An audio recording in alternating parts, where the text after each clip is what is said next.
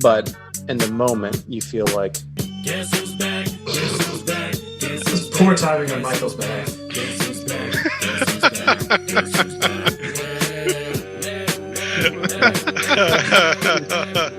never mind. I'll talk about it. What Michael do? He just turned the sound on. He's back in the back in the Marshall, can you send a different Zoom link without Michael?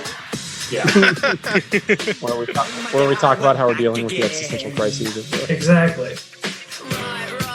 Anyways, I listened to the podcast on social media, and then I recommitted to completely blocking Twitter on my phone computer. So, I'm trying.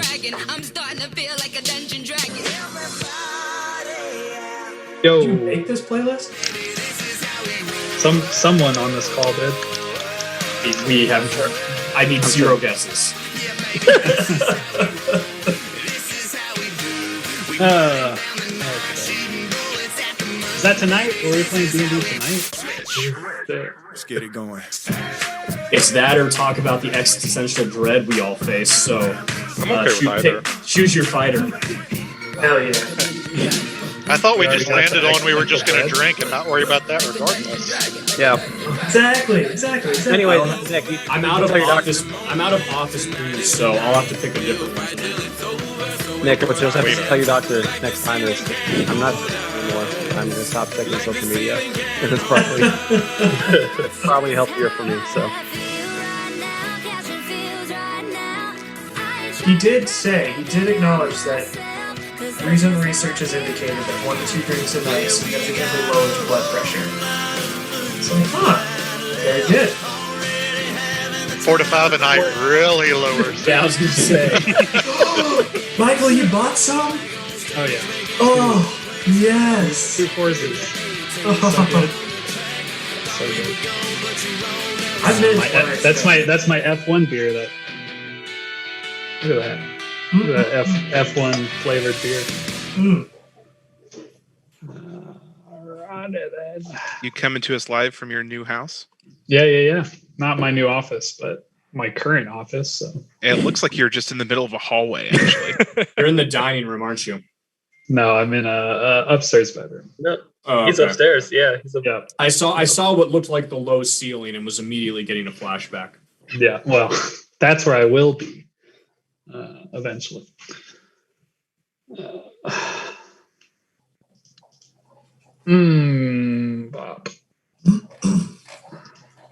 Can you hear me? Am I coming through all right? Yeah. I haven't used these. former Royal great Jorge Soler is leading off for the Braves to start the World Series. What a world. Leadoff hitter, Jorge Soler. Time to be alive. Time to be alive.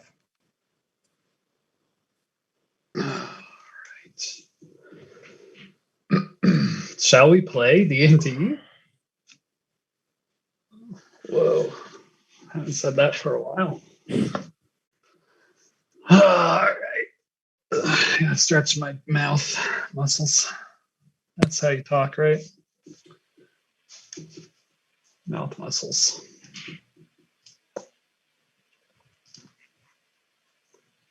I remember how to use Roll20. Roll20 added some stuff. Some of it's like freaking me out. There's a torch button now. That's pretty cool. Finally. Will, do you think you need me to record or are you good? I got it. Great. Don't know where all my drops are.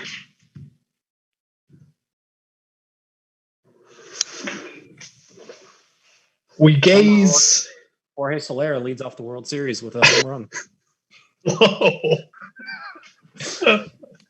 That's more shocking than the last statement. To be honest. Okay. Here All we right, go. we're gazing. We gaze into darkness.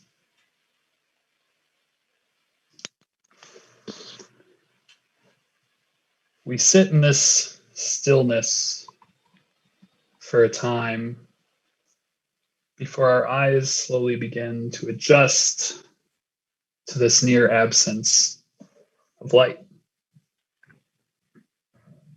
We can feel howling winds Yet there is no sound. The silence of this place is deafening, maddening. Our eyes strain further, searching for something, anything of substance, but they do not find purchase. Eventually, we can start to make out movement in the darkness. Abstract shapes, devoid of real form, like clouds of dark charcoal, strands of gray webbing, and dull mist-bound fog hurtling through the dark emptiness on the winds of this strange dimension. And finally, after continuously searching and scanning for something, anything, we see it.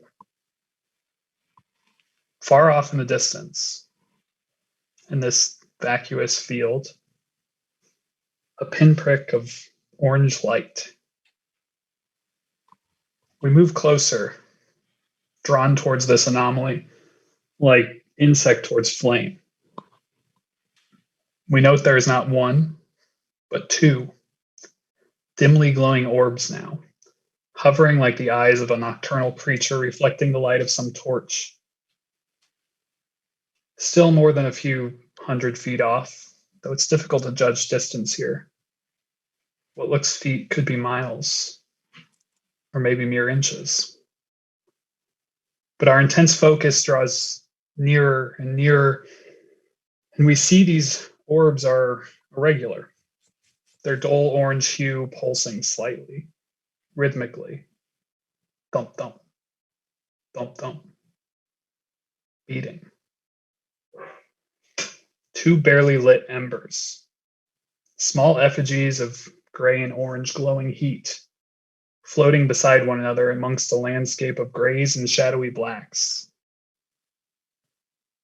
We circle them, watching as they beat their rhythmic pulses. We circle them like a predator would prey, slowly moving closer with each arch, closer, closer, till finally from the bottom of the frame we see a pale hand reach out, straining with every inch of being to reach out and just grasp these dim embers. Just before the hand is able to close around them, our vision slowly shifts. And the dark, shadowy shapes slowly melt away, leaving behind forms of substance. We begin to see dark black shapes become dark green as trees begin to form from the shapes. And the rest of the colors begin to paint into our world, into the new shapes taking form. A light appears beside the two effigies, a small campfire. And the two glowing embers are enclosed by dark forms emerging around them. One of dark grays and soft leathers, pale skin, tricorn hat. The other of futuristic armor beneath leather outerwear and two glistening red horns. Surrounding them sit more companions, all sitting amongst this small fire, just outside the shrine of Ulfried. As we crop close, we can hear a red-haired elf reading from a piece of parchment she holds in her chrome prosthetic. He's powerful, but not all-knowing. I've been down that road before, and even that road has an end, sort of. There's an old village in the Greyforge Woods. I'll be there for a few days come spring, no sooner than the first of Stormfall. Bring the coin to prove who you are. I tend to shoot before asking questions. If you knew what I've been through, you'd understand. The sword will hopefully help you more than it would me. And that chunk of amber, it'll glow when he's got that host I mentioned. Choose your friends carefully when it's glowing. A ghost. trusting this stranger from another world. What does that even mean, another world? We've been moving with such pace lately, for good reason, but we need to talk about things. This letter from this ghost, a god telling us some old Doric fellow is going to be coming after us. Oh, and of course, Xerxes and Isabel now harbor embers of dead gods within their bosoms. What are we doing? What do we do with all that? It's a bit overwhelming, really. We never took a real moment to chat, to debrief. I know we're all exhausted, but hell, now's as good a time as any, right? What do we believe? What's our goal? I chose you. You saved me. You've given me more to trust and believe in the short time we've been together than anyone has my whole life. I'm with you, all of you. But we needed to get on the same page about everything. It got scary in there. Luckily, we all walked out, but things could have swung a lot worse for any one of us. Sarah exhales a long breath, seeming to await a response from her companions. It is the early morning after you've claimed the Ember of Ulfried, the second Ember of your new collection. You've all achieved a long rest. This new apparent goal bestowed upon you by the dead god Nafgith kind of hangs in the air. I figure there's much to discuss and catch up on. We've been away for some time, but now we are officially back. And I am quite excited to be here. That said, handle this bit how you like.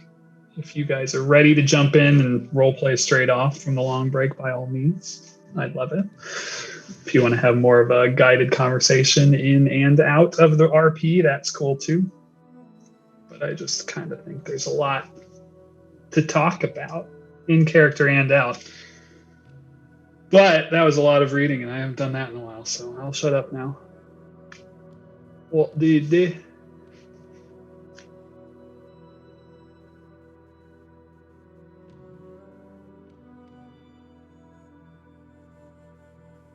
Fitting that it's been so long I forget what number he has to roll. So First roll of the return.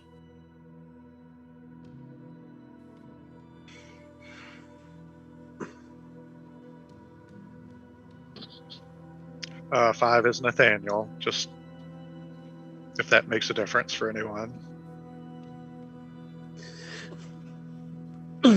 Anna will stop her video because your internet's a little slow. But she will look over at Sarah and just sort of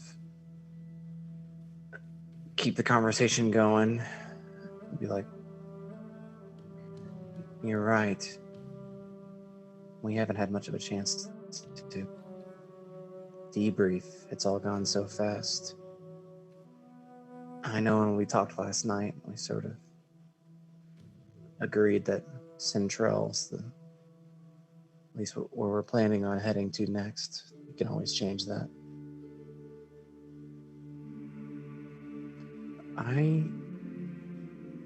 I don't entirely know what to think. But I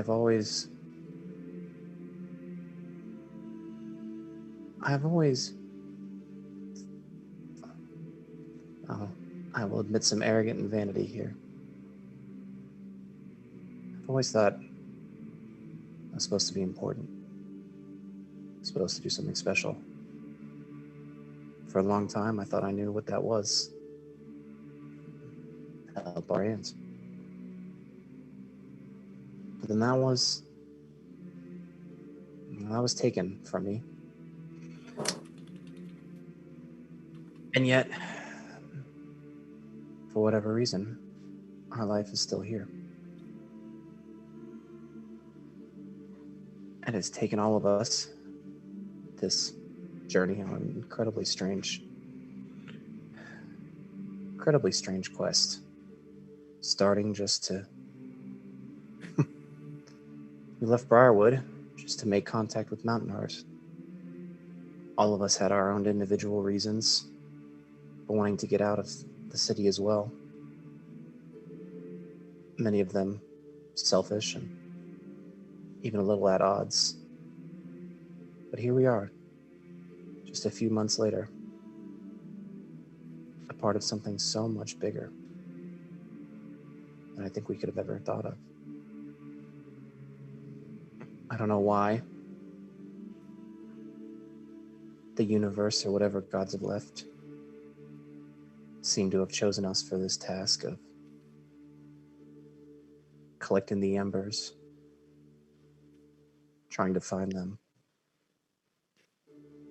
But even though our life has been in danger, and it's been harrowing and difficult,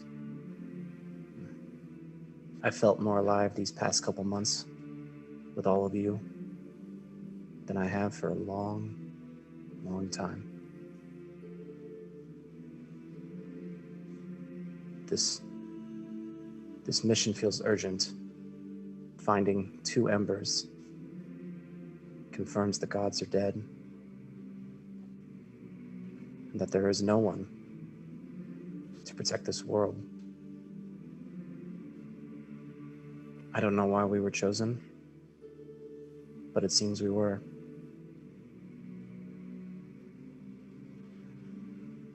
So my goal, with whoever wants to try it, is to keep tracking down these embers to the best that we can.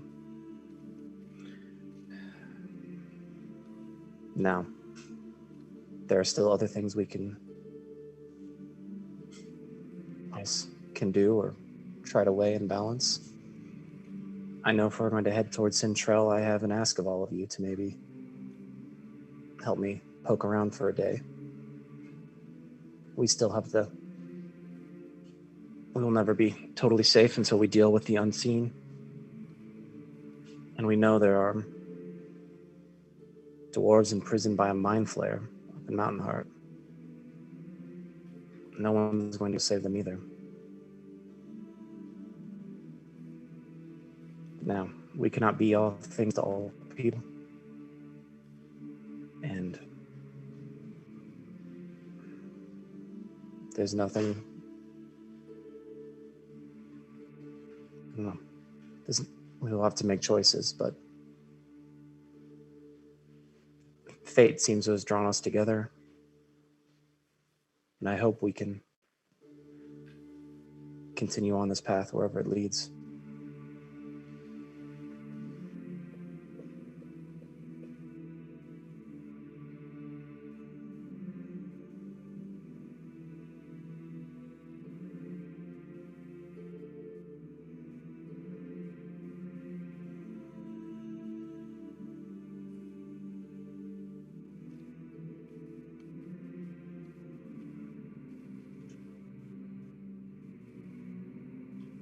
I'd say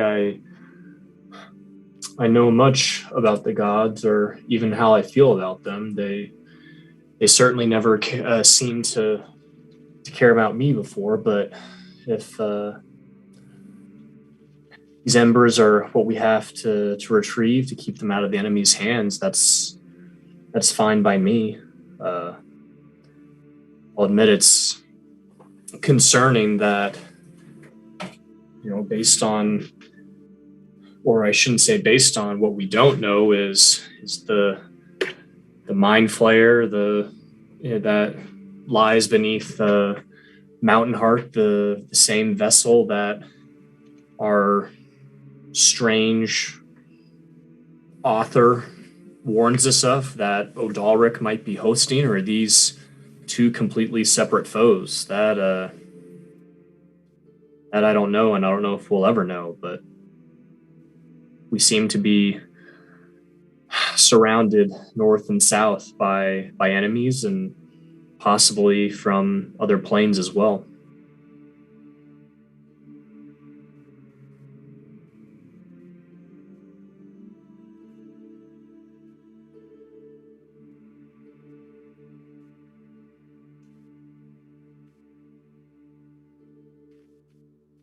Sir, not to put you on the spot, but something I've been wondering about. You bravely, took an oath to defend the Hollow. Are you? Have you given thought to how your duty with them squares with the other choices that this group faces? I'm gone. I'm straight gone. No. I've thought a lot about that, and as far as I can tell, I think there is in as much danger as any other part of this land. So I think, for the time being, we've got to get these embers sorted.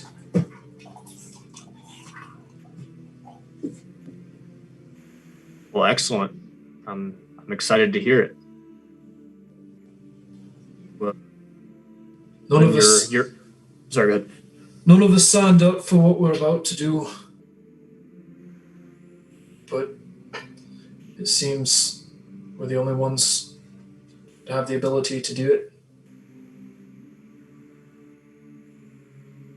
We've come this far. I'd hate to quit now.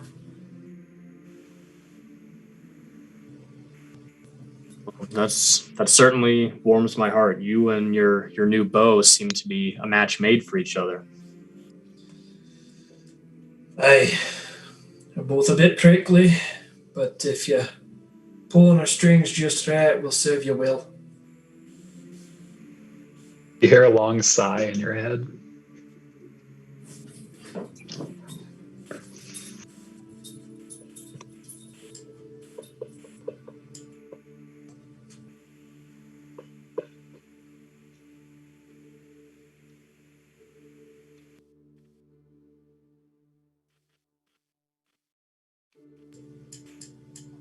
So have we agreed on the direction we're going?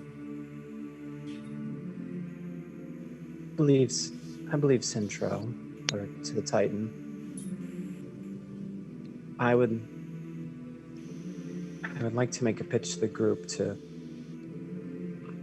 poke around whatever remains of Central, but that's selfish, or it's for selfish reasons that I think will help the group.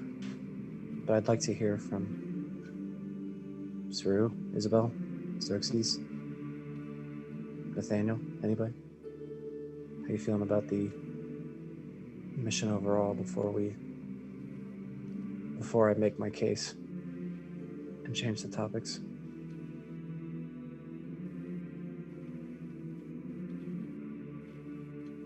Dol just takes a drag from her pipe and then leans out the hut, blows the smoke out,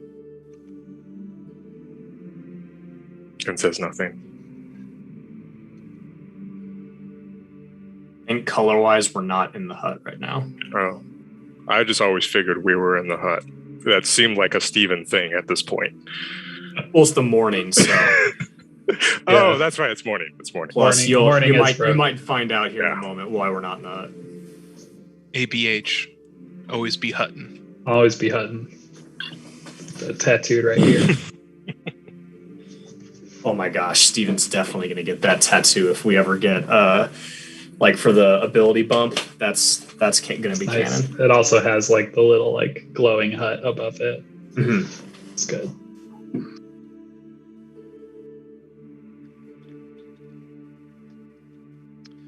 I mean, I'm good wherever. Central sounds like the newer place to go. I mean, there was talk of going to Briarwood, but we've already been there. We have And if you've got something in Central that you were looking for, and if it can help us, then we might as well go find that. We have already been to Briarwood, but we want to circle back if no other reason. I think that's where we know that an ember is one we're at least confident about. I can say with certainty that after we recover the ember at the Titan, or maybe not, if the enemy has already found it, my I think my path leads southward towards Briarwood, regardless of what this group decides to do.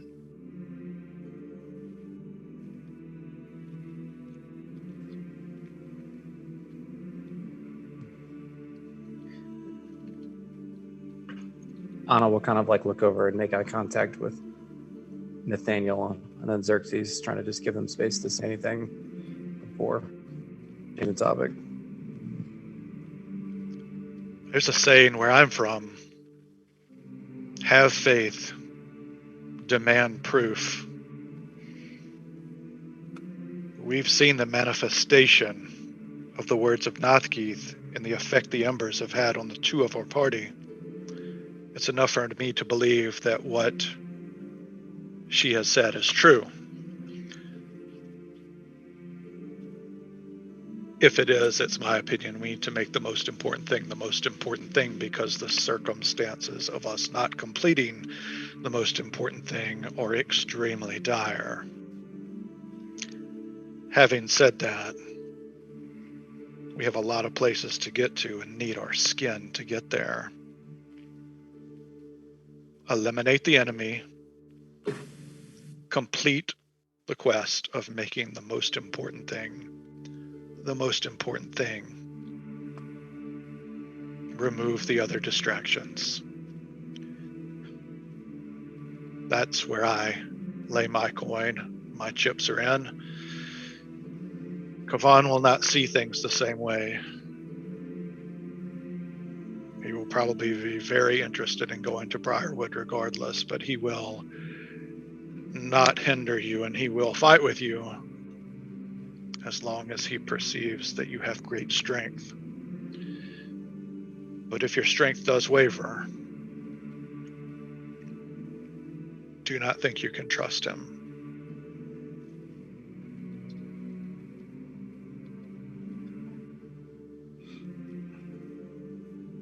You mean like physical strength? Because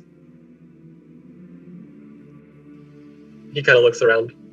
We're not really good at moving heavy stuff.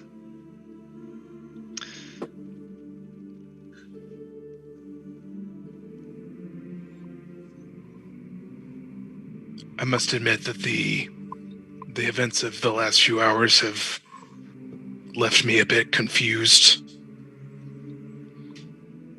I was never much of a fan of the gods, seeing as I was cursed at birth, brought from nothing, ultimately forging my own path by helping those that were in need, only to be cursed again when the sky fell. I can't say that I'm much of a fan of fates or gods, but it is abundantly clear that this group's been brought together for a reason. And in some joke, I feel closer to the gods than I've ever been.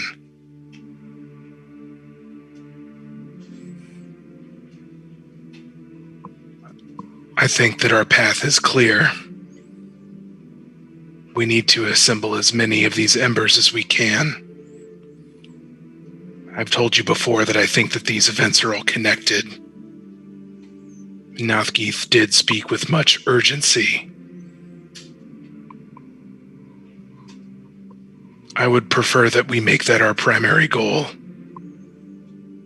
Centrell is not very far, and there might be something that could help us. I'll listen to your pitch. But it would still, I think, be wiser to go to the Titan first and Centrell second. Take care of the Ember. It's the most important thing. Sightseeing later.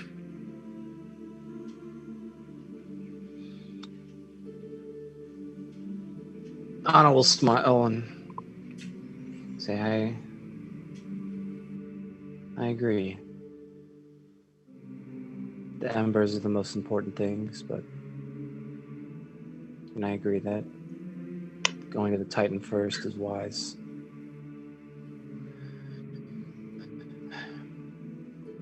She'll glance over and look at Stephen and say, I have a lot of... Well, I need to fill in the gaps of why I want to go into Centrel. I may be a bit long-winded. I tried to write a Connor Moylan vanity project, but it was too long, so I scrapped it. But I do have a fair amount to say. Would you, Steve? Why do you want to? You can have. Why do you want to head to Briarwood first, or as soon as we grab this ember? Just so I know. Well, there's an evil there that we still don't fully understand, and Stephen will like pull out from his pockets like the notes and letters that we found in the mine from Nethys. Remember, we can't forget what the snake woman said. You know, he'll pull up one, send all collection units, the southern breach is accelerated. And then he'll pull up the longer one, the letter to the captain. And also she says, you know, nothing more is in our way. The Legion is behind you. Claim what is rightfully yours. You know, I don't know what the Unseen have planned, if they're in league with Odalric or merely his puppet or just their own separate evil, but it's clear to me that if the city has not been lost, it soon could be. You know, as many of you know, it was not a pleasant place for me, but it was still my home, and I'm not going to see it in the hands of that madman-led cult. And then on top of that, there are the Embers. You know, I'm with you, Xerxes. I don't know how I feel about the gods, but it seems that according to the panels in Nothki's tomb, there might be an Ember down there, or at least it might lead us to one. You know, that seems like our second best lead after the Titan, and that's closest. And we'll need to make plans for winter anyway. So, you know, why not go south? But even if you strip those away, I'm still going to Briarwood. We've been traveling together for over 50 days, and I've come to trust all of you with my life more than I could ever say of anyone before. I thought that once you and Isabel freed me from my captivity, I could turn my back on the Unseen, just leave the city behind and start over. But not once, twice, we've encountered forces north of the wall who've been after myself and Isabel. In her letter, the snake woman said that the captain was still looking for me. And frankly, I'm tired of running, of always having to keep an eye over my shoulder, of having to worry that one of you might come to harm because of me. No, that almost happened to Isabel near the academy. It's really amazing to me how much the freedom from my cage and torment has changed me. If this were just 2 months ago, I would gladly go wherever seemed safest. You know, I would probably run from the fight, but not anymore. I feel like my power has grown immensely ever since you two freed me. The arrogant fool, that captain. If he'd had any humanity in him, he might have realized treating me like a son instead of a slave was the piece I was missing. If that had happened, I might be his weapon in the shadows of Briarwood right now, still a pawn in the game, you know, perhaps your adversary.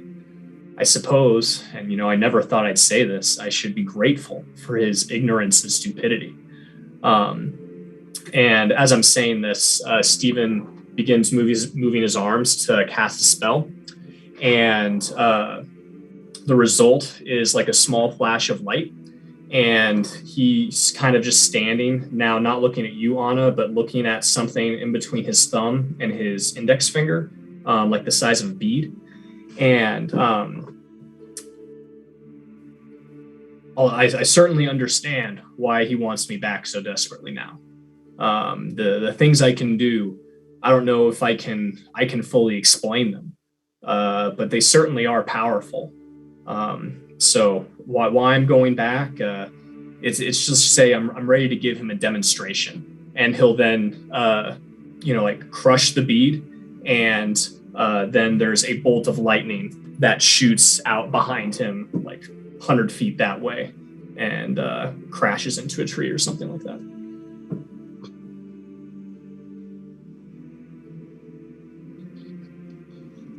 Anna will like kind of just like glance over, at just like the charred,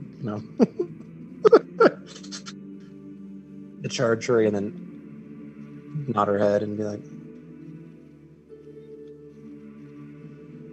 "That all makes sense to me." And she'll look at Steven and be like, "Not only has your powers have grown immensely in such a short period of time, but so has your perspective.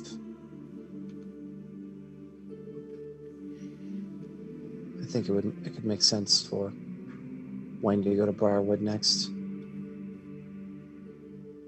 But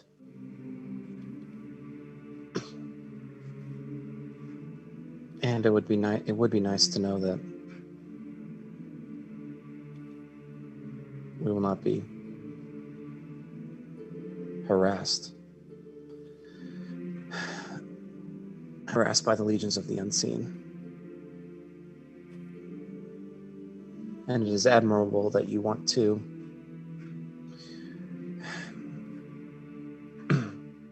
reconnect and defend your home, even if it wasn't the best place for you. I understand that immensely.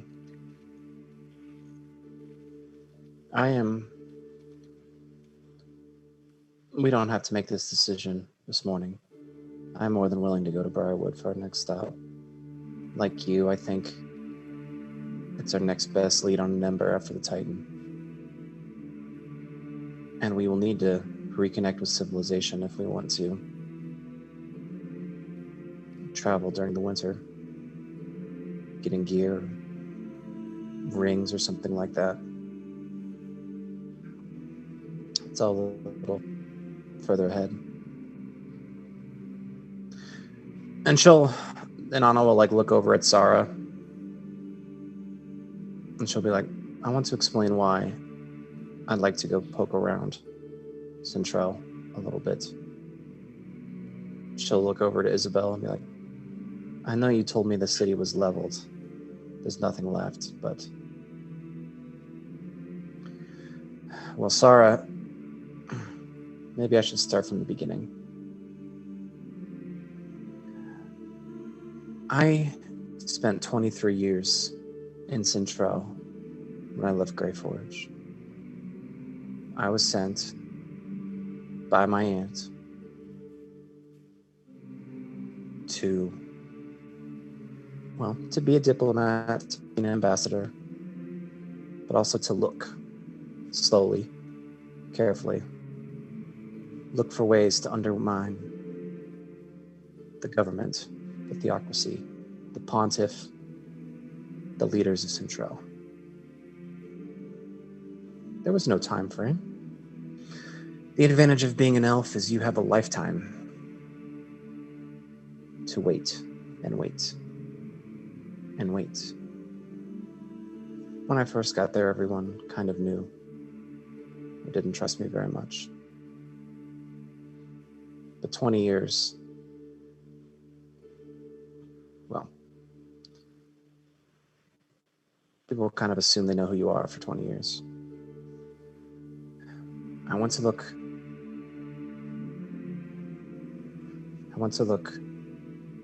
for my ex-fiance. I have reason to believe he's alive. His name is Osmir.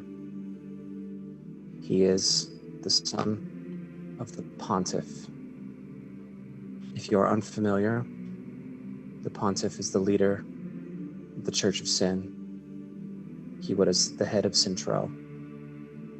The son is his heir, and his son, Osmir, is the Pontiff is dead. He is the new Pontiff. He's the new head of the Church of Sin, whatever that means in this time frame. I can, if you have more specific questions, I'll be happy to answer them, but to try to keep it brief. He is trained as a paladin of sin. He died after an incident, so he was brought back into the court. This would have been almost 10 years ago or so.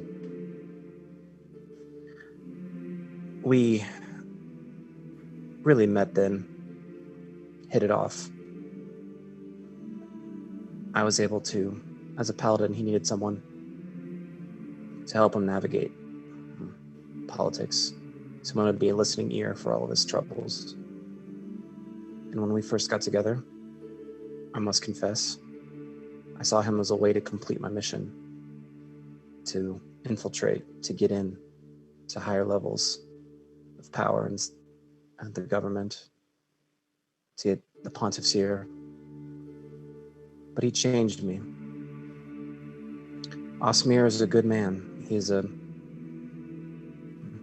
paladin through and through. He, more than anybody else, helped me see what a selfish person I was. Someone who didn't care about anybody else. He proposed to me. I accepted. He went to talk to his father about it.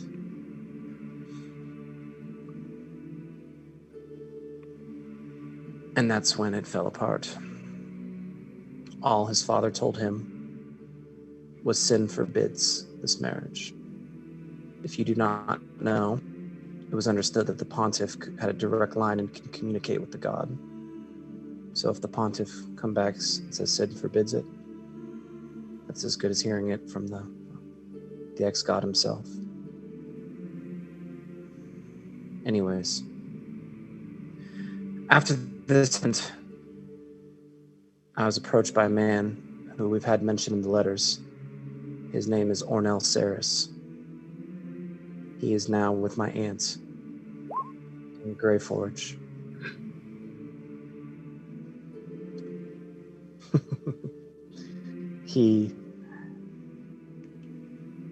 I don't know what he did, but he approached me with a conspiracy to overthrow the whole church, the whole system, everything. But after 2 years with Osmir, I saw what a bad idea that was. Anyways, when I turned him down, do I want to go look at the chat? That is good. When I turned him down, that's when an Anna will look over at Sara and say, Sara's sister, Sylavia, she kidnapped me and knocked me out and sent me out of the city. She took my position, as far as I know, and I think she went through with Saris's plan. Sara told me that, he told me that Osmir and Sylavia are married, that she has his child, and that Sarah said they were still outside Central somewhere. I would like to see if we can find any sign of them. Anna will glance over to Sara again and be like, you'll have to forgive me if I speak ill of your sister. But I believe in my heart of hearts that Sylavia is helping whatever is going on at Greyforge. But Osmir is a dupe. I refuse to believe that his heart could be so corrupted that he would be helping them. He used to sneak out of where he was at night, go to the poorest parts of Central, and just lay on hands, use his magic, give his money away to those who couldn't even afford the pittance that it takes to get healing in Central. I don't know what influence he's under. But I do not want to find him just to extract revenge or to get my ex-fiancée back or whatever.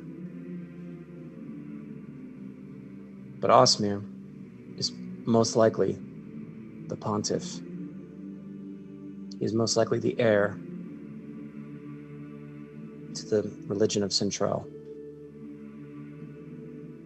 The religion of sin. The Church of Sin. The Church of Sin, that's what we've been calling it. The Church of Sin. And I believe he could be an ally if we are going to go to Greyforge ever. That seems to be dominated by some mocking worship of sin. Well, if we showed up with the pontiff, it could be very useful. Like I said, it's selfish. I want to see if he's alive.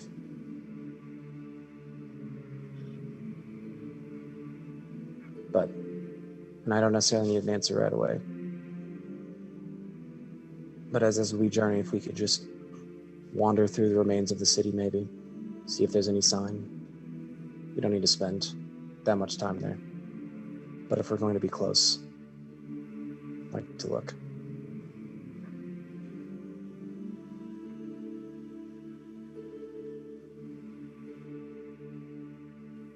I'll kind of glance around the circle. Any questions or anything I can clear up? I know that was a lot of names and titles and explanations.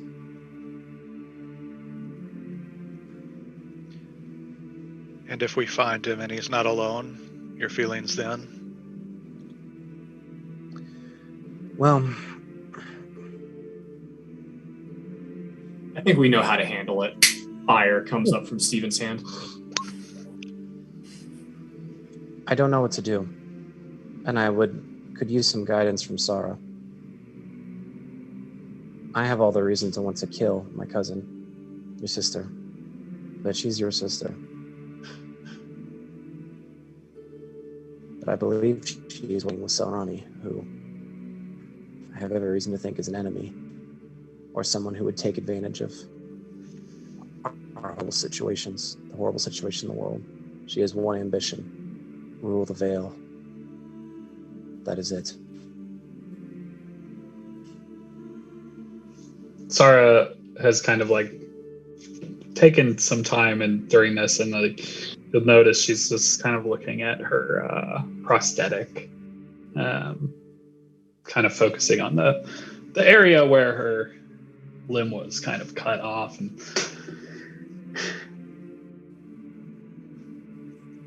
if I've learned anything from these few weeks, months, however long it's been, I can't follow that shit in my own world, that I've spent with you, it's that everything I've ever thought about Selrani is likely been true.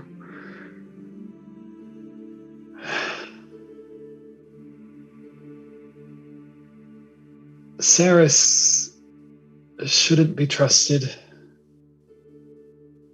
Neither should Selrani.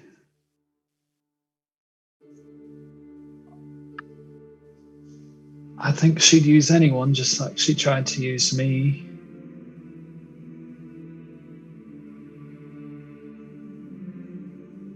Insil wanted to be just like her.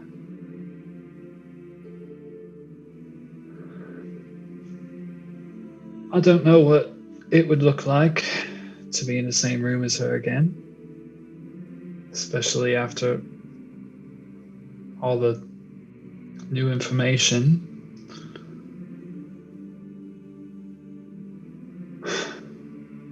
But as I've told you before, I'm with you.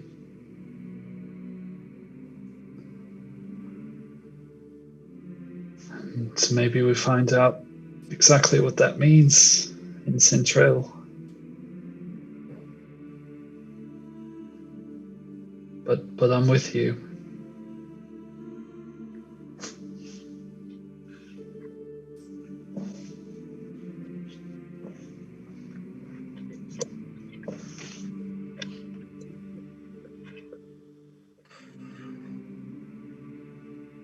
Anna will exhale and just say thank you, Sara.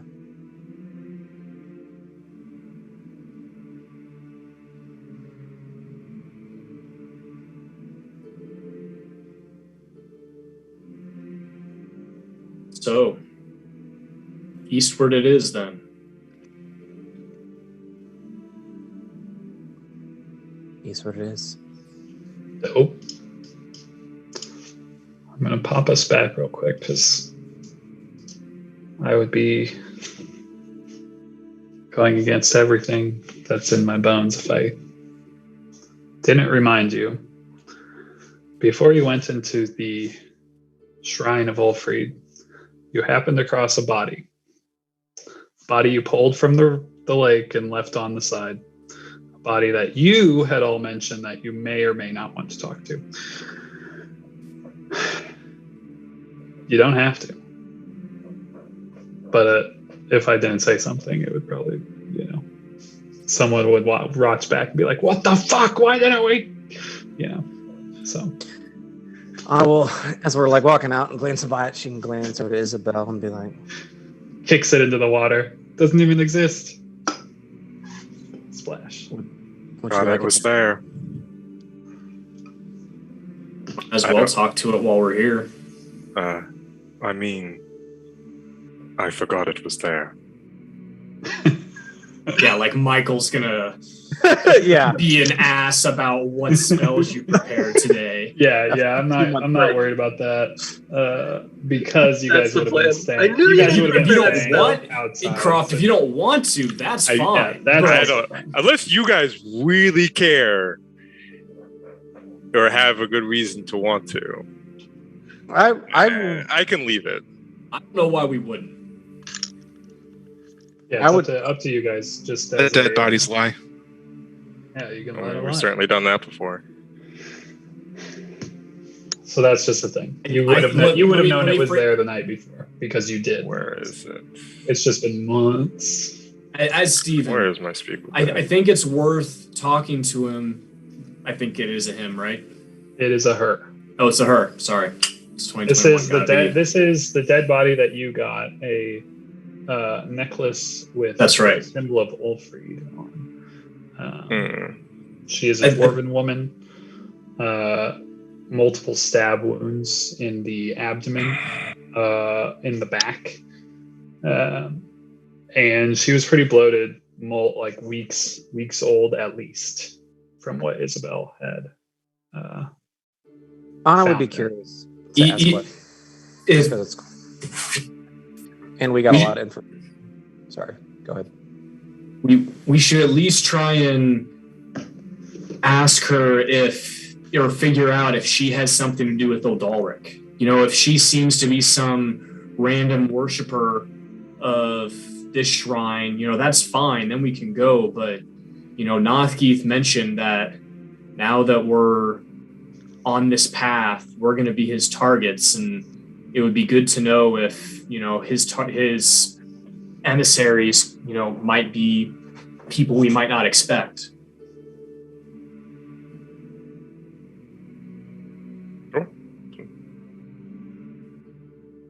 Is that a yay for casting Speak with Dead? I put it in the chat. Oh shit, it's in the chat. Yeah. There it is. All right, so casting Speak with Dead. You have all seen Isabel do this before. The body kind of sucks in air, holding it in its lungs. And I don't even remember how 5 questions.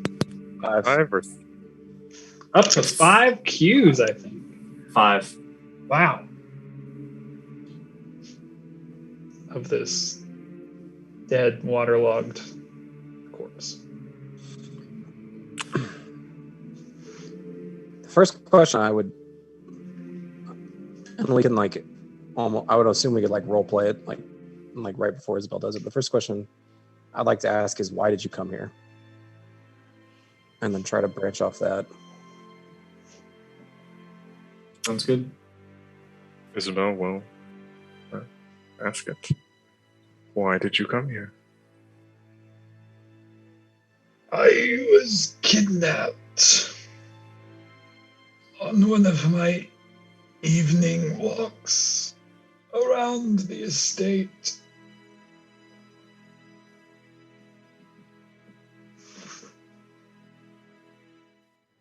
Well, this is why Michael wanted to remind us, because he was just ready to like, hey, they haven't had a shocked face in 2 months, so here we go.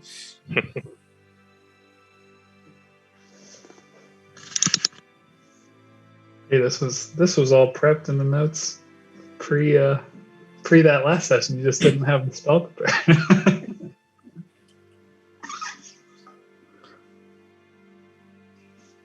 State?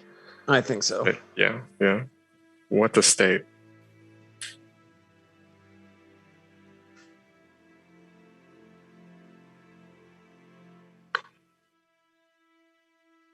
The Dune Dragon Estate. I'll The put it in the Dune chat. Dragon Estate.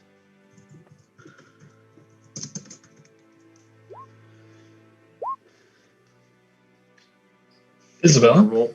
People want to roll some history checks? Unless... Does that Or mean does Isabel just straight no? Isabel.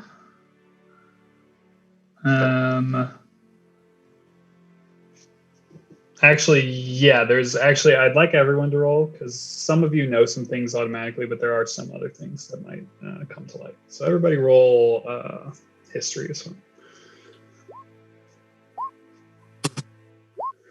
Good to be back, y'all.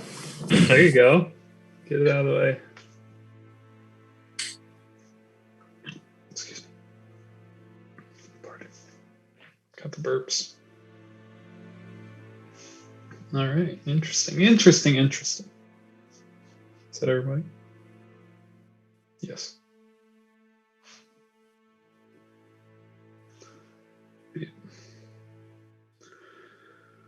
Okay. So Isabel, you've heard of the Dune Dragon Estate.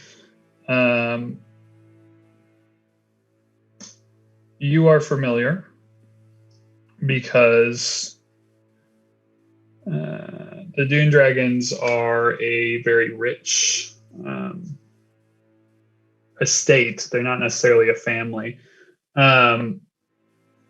Originally from Morant that have settled in Briarwood. They've been in Briarwood for a while, but they are competitors and sometimes partners with your family's shipping business. The Dune Dragons are basically like shipping and import and export, one of the main players in Briarwood.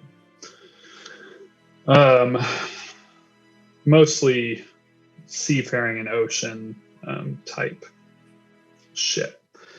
Let me look. Saru, funny enough,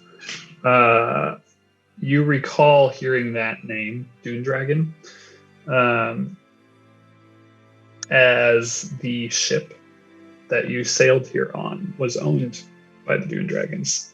The ship was named the Snake of the Solarian, and that was a ship owned by the Dune Dragons. There were no Dune Dragons upon the ship, but you had heard the name in passing from the employees, the sailors that were on the vessel. Boop, boop, bop, boop, boop, beep. Anna, you probably recognize the name just as a big key player.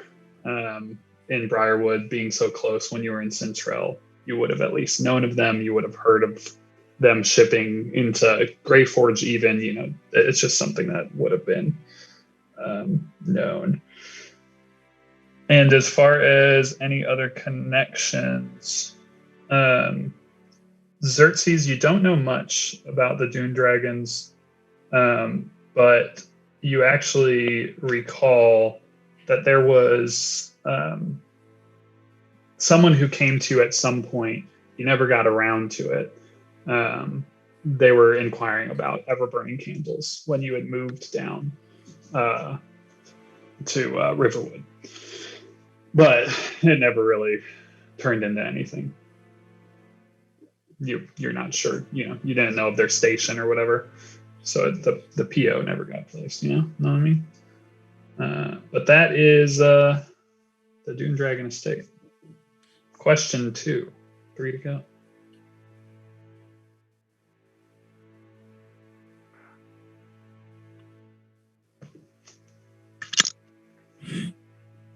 Anna will lean her head into on the powwow, whoever is trying to come up with the next question. Because I assume Isabel's got to ask it, and she's gonna be like, "Do we ask her if she knows why she was kidnapped? It might also be useful to know her name if we ever head back to, probably when we head back to Briarwood." Also, maybe why she had that necklace. Oh. Or if she knows who kidnapped her, or how she died. We have a lot of questions. We got to do 3. There's always more than 5, isn't there? I would say either who kidnapped you or do you know why you were kidnapped? I think those kind of go over the same thing. Yeah, it's probably a good next one.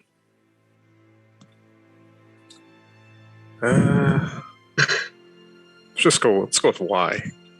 Okay. Do you know why you were kidnapped?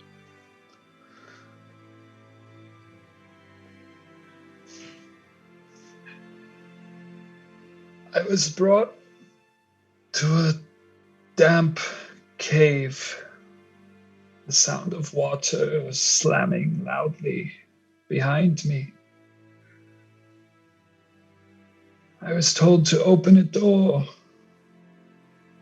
a large door, using the divine grace of the Dawnhammer.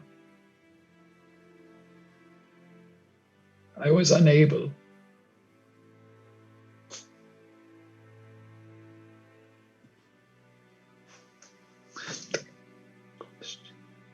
So someone was probably using her to try to get through the door to the Ember, right? Yep. Did we? I can't remember. Did Isabel check to see how long he had been dead? Yeah, well, She- Michael just said it was Weeks. weeks. So it's And probably sorry, go ahead. not. I say weeks, so it's probably not Dulric or somebody, or like somebody maybe who works with him before he had a host. It's That makes sense. after we first came here. It was after we first came here. Yes, between the two. Yeah. Because if I remember right, we did see like footprints and stuff in the cave area before the door Yeah. that we knew weren't ours. That's right. I'm down to ask if she knows who, because I would like to know if it's somebody totally out of left field, or if there's someone else trying to go after the Embers, or if maybe There's agents a weird Briarwood connection. or agents of Old Dulric. Yeah. So Make sure, if you're going to ask that, see if you can like phrase it into where she can give a description, maybe. Can you describe the person? Did you hear a name? That sort of thing. I don't know. Just ask who kidnapped you. So she doesn't look at you and say no. Oh yeah, I see what you're saying.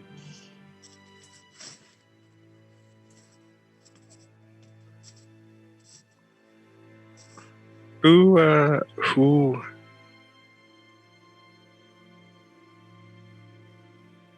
do you know who kidnapped you?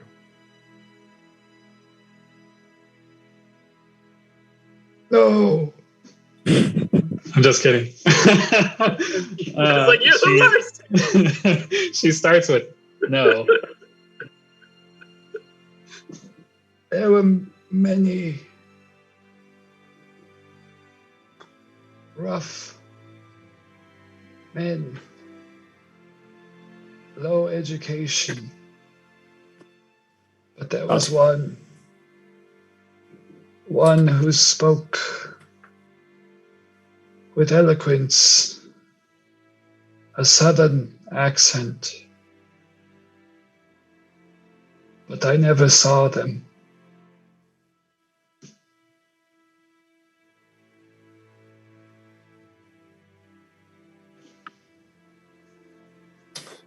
My last thought is.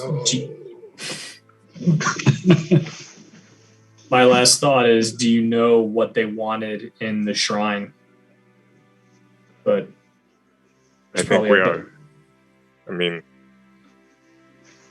do we already know what they wanted in the shrine? Or don't we already know? I assume so, but like, I mean, if we wanted to just ultimately verify, but yeah, like I said, they all probably have better questions. I mean, my last question is just what is your name? Because I feel like we know somebody from possibly Briarwood, or most likely Briarwood, kidnapped this person. On a, I would be willing to point the finger at the unseen, knowing very little. But that's like, if you leading candidate brought her here, because we know they're in Briarwood, and we know they can get outside the wall. We know they have like ruffians, but someone who can speak eloquently. So all I'd want to know is what is her name, so we could potentially follow up on whatever happened. If this makes Anna like she's like, when the Dunebury estate come up, she kind of like glanced over to Steven and kind of like gave him a nod of like, yeah, maybe we do need to go back to Briarwood, So she just would want to know what his name was. Her name. Dune Dragon, by the way.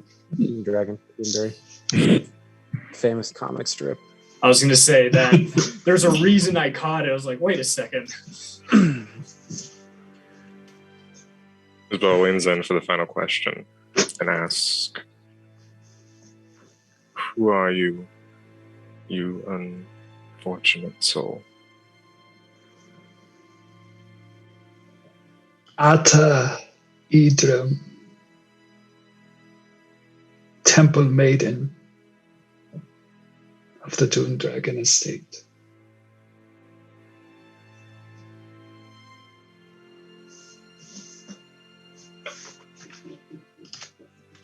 Can we get spelling in the chat?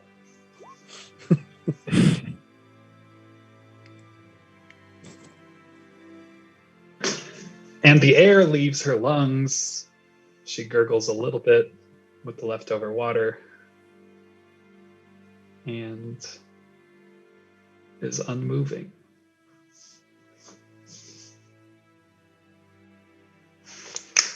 Eight o'clock break at 8:17. Yeah, ask me. All right. So the plan to make way and go in the easterly direction.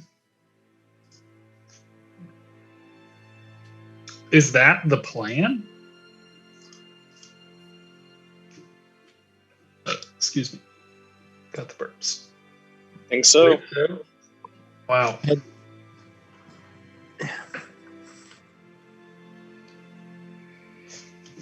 Well, let me tell you, it's a bit of a 4-day journey, give or take.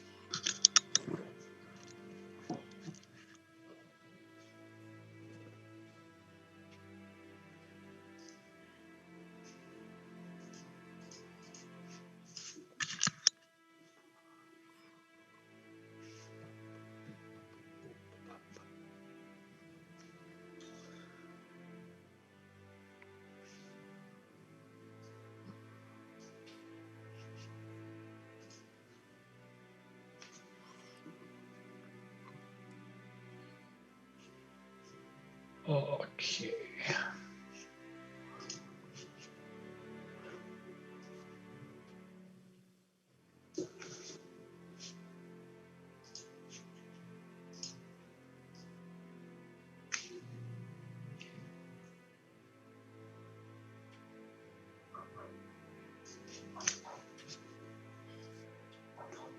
And the travel seems to go fairly smoothly.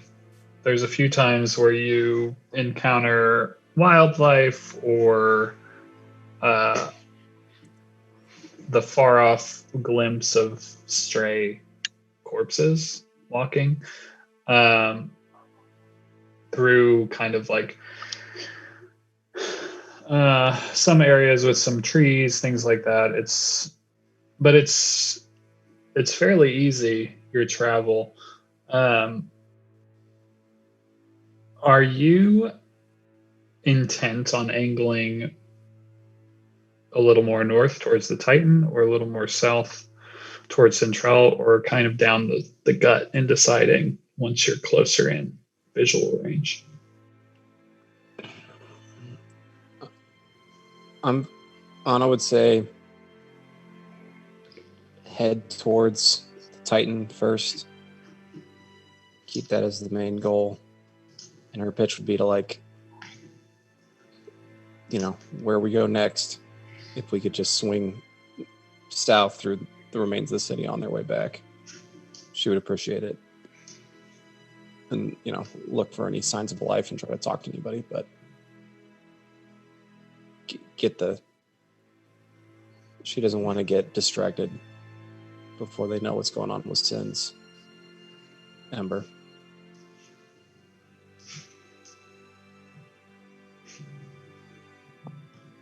Good to know. Can I ask a clarifying question on the road? Always. Anna, I must confess, I never thought that I would hear you speaking like a blushing schoolgirl. I don't think that that's your intention, but can I just ask what the plan might be? If I'm understanding right, you want us to swing by the ruins of a leveled city on the off chance that your ex-fiancé is hanging out in the rubble, to murder his wife, who is your cousin, and convince him to leave his only child on a goose chase to Greyforge. Am I getting that right? Anna will blush a little bit. And she'll just kind of shake her head and say, Xerxes, you always have a way of... you have a way of framing. I want to see if he's alive. I want to see if what Sarah says is true.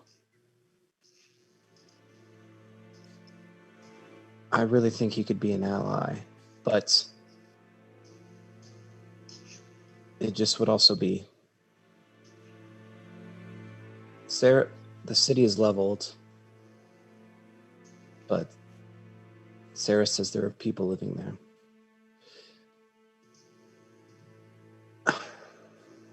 We could...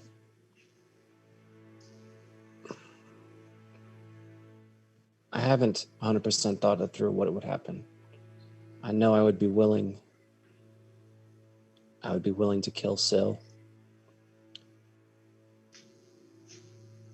And I really think that Osimir could be convinced to be an ally. Convinced to help us when we deal with Selrani. However that looks like, but or just someone who could help us in the future. And when was the last time you saw him again?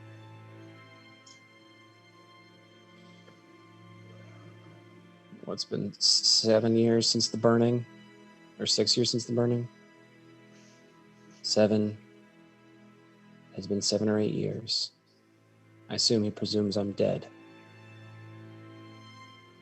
I think that is the only way that he would have married Syl, believing I'm not alive.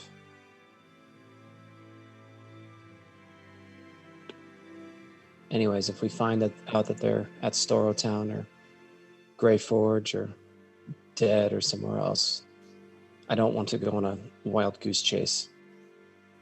But It is not the most important mission. It is Little Vane.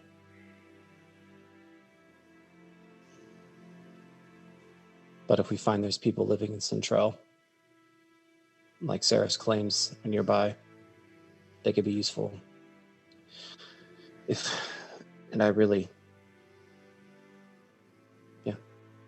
I think if he knew what we knew, he would help us. But yes, it is a little bit of a, I don't know. And then she'll kind of just like sit there and kind of think about it.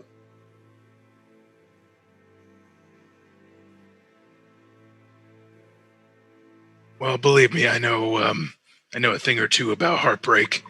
So I guess I get it.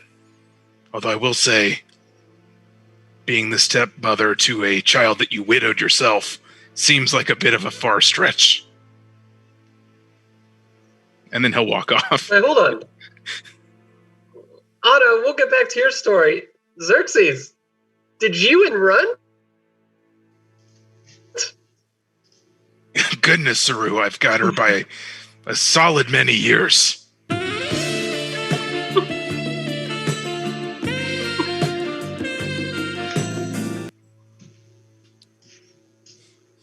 now have 2 love stories to worry about. I'm just glad I got Xerxes, to you use could the be a drop. legend back in the village.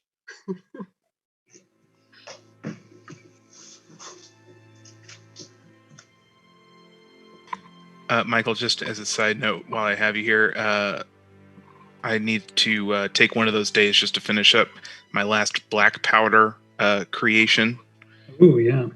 which does create 10 batches of black powder. Goddamn. The gunslinger's back in business, folks. And then I do need to use one of those batches of black powder another day to create more bullets. Because I'm down to 29, my friends.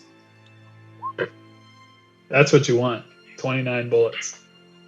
That's good. That's only 29 shots. Not nearly enough shots. Shots, everybody. Everybody. That's a drop that I don't have. So ultimately, about 3 days will pass as you approach the area you know the Titan to be, approximately.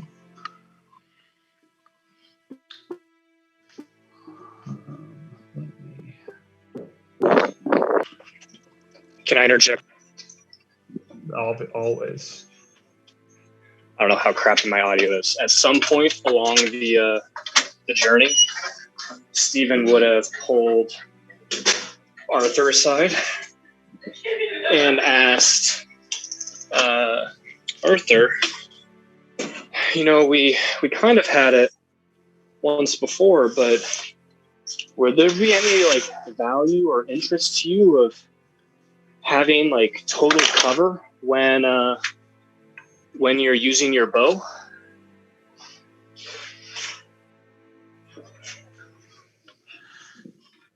I think. Go on.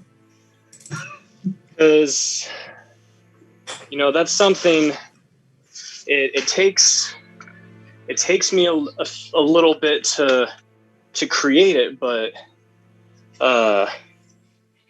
you know, certainly could be an option. The downside would be you'd obviously be much less mobile. But if that was something you were interested in, you know, if it seems like we're going into like a possible combat situation, that's something I could have ready for you. And why would I be immobile? Well,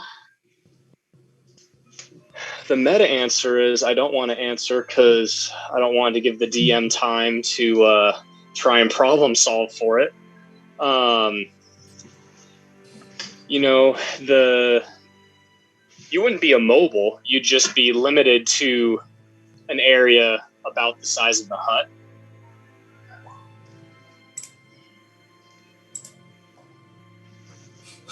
Ooh.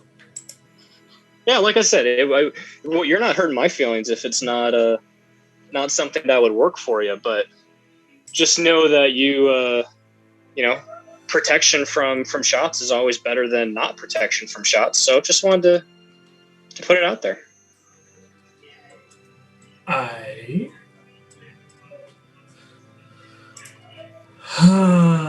Just think about it. Yeah, there's nothing to answer. Just wanted to let you know that could be on the menu of options for you. Yeah, sounds like a tasty menu. Awesome. That's all I got, Michael. Somebody losing a tickle fight? Yeah, my wife and her friend is laughing, so yes. Nice. Is there anything else anyone needs to do in those 3 days that pass? Yeah, I've got another one for you. Always ready.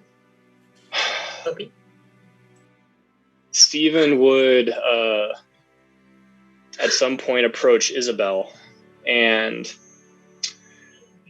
say that, now that I am ready to go back to Briarwood, I don't know how you feel about it, but if that's a place you're never intending to go, I totally understand, but wanted you to know that I recognize that we've both been hurt and hunted by the unseen, and didn't want you to feel like I didn't know that.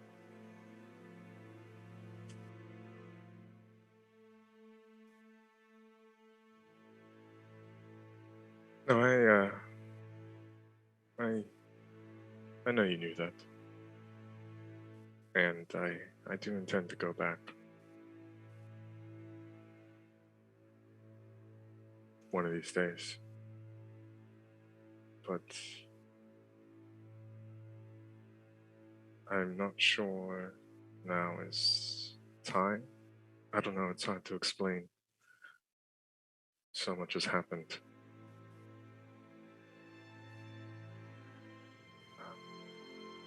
But I think I'll know after our business here.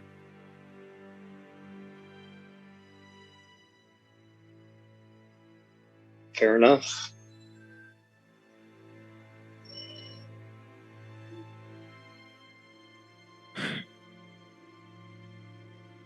Stephen, you have come very far since when Anna and I first pulled you from that dungeon. But don't let pride stop you from getting even better.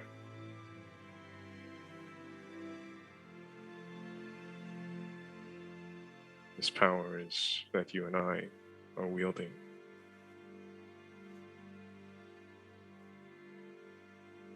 It's not a toy.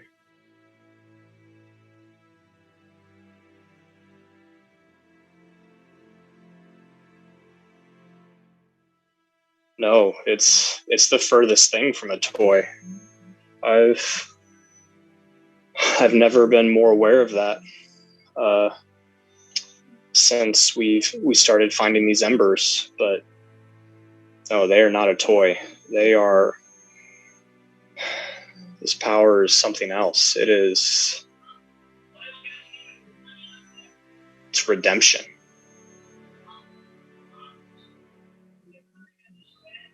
Redemption for not being what I needed to be much sooner. So no, I have no intention of stopping here. There is much more that I hope to do and will do.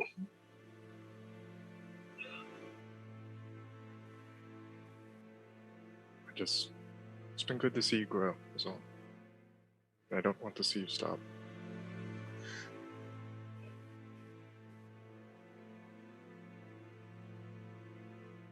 I appreciate it. I don't intend to stop. I feel like at certain points in a journey, you have to measure yourself to see how far you've come. And I think now I'm at that place where I need to see how far I've come. And that measuring stick lies in Briarwood for me. Isabel just gives you like kind of a party nod in agreement.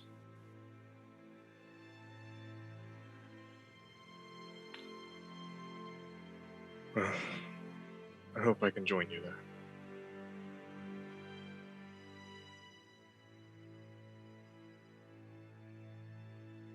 Me too.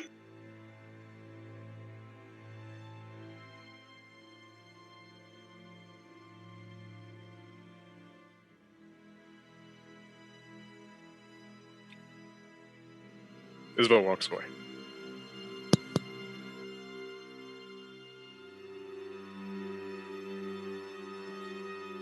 As you approach on that third day, the 11th, this afternoon, as you're kind of closing in, appears to be a mild fall day. There's strong winds, and the heavy rain begins to fall, which, gotta love that. Thanks, random weather. But something of note, kind of harder to notice maybe on this day, but as you kind of have been approaching this direction, you would have noted that overcast is kind of all the sky had been. It seems the further east you'd been going, the less sun that you had seen. And as you kind of crest this hill, heading towards where you expect the Titan to be, but also a region where you can see a very far ways, not quite all the way to the coast, but towards Centrel.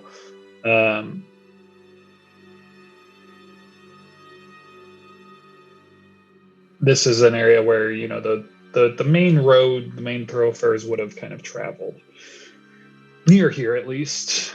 And this region has changed since any of you that had been in this area had last seen it. It is less lightly forested hills and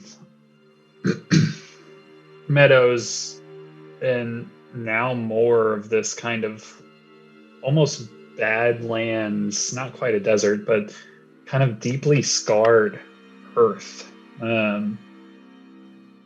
The further you got away from the river, the more you began to notice this.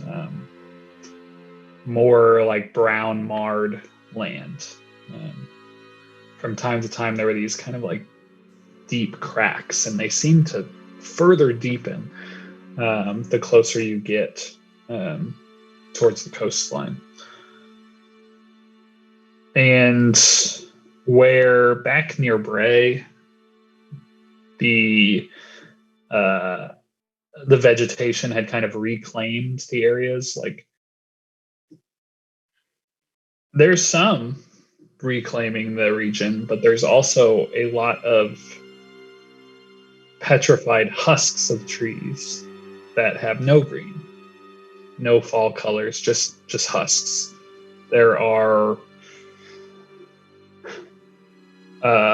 just a lot less lush vegetation. Where you do see it, you can see that it's kind of like trying to hold on for dear life in this kind of terrible landscape. but yet it still rains. There's still water. There's still everything that you would expect that life would need to grow. And you realize you haven't really seen direct sunlight for the last few days. It's been cloudy, and today is pretty dark. It is storming, but maybe it's darker than it would be when it's storming during the day. It's hard to tell. You can see towards Centrel. And what you see is just the small city on the horizon. But it looks to be much smaller than it once was. Hard to tell from this distance, but you can see that not only has the landscape around this area changed and is more desolate, more scarred, but it appears the city of Centrel is in a much different shape than many of you last saw it. But that may be something that you'll have to find out more if you get closer.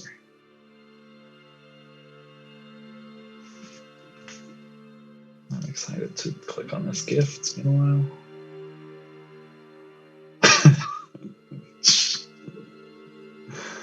That is horrifying. It's really scary if you click the full screen button. Yikes.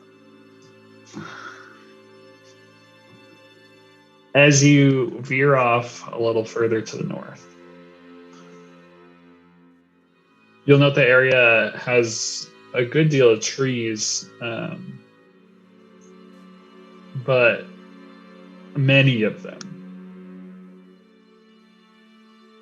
more than you had kind of seen as you're passing, are these petrified husks of trees. Like, at first you think, oh, they've lost their leaves. And then you realize they have not. These trees look like a tree that's been struck by lightning, and it's just like this husk. It's nothing. It's not growing anymore. It's art.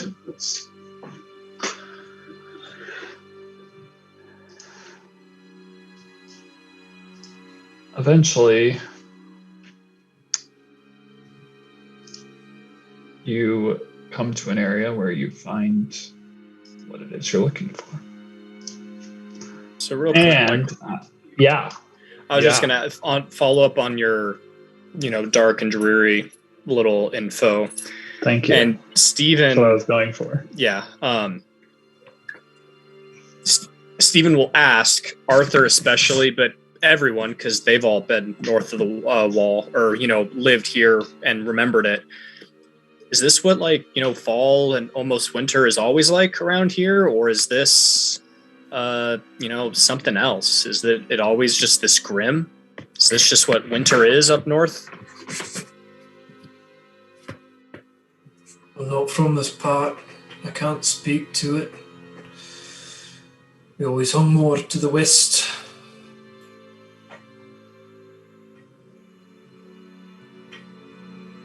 Likely from the burning.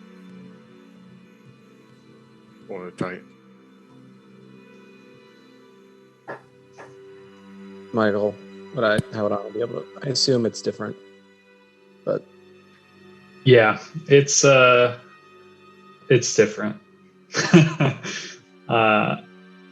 The trees, the way they are, when Isabel says, likely from the burning, this landscape being so kind of sucked into void of life seems like there's likely a correlation there. I don't know if it's even this dreary up north in Greyforge winters. Something is wrong. I think we know it.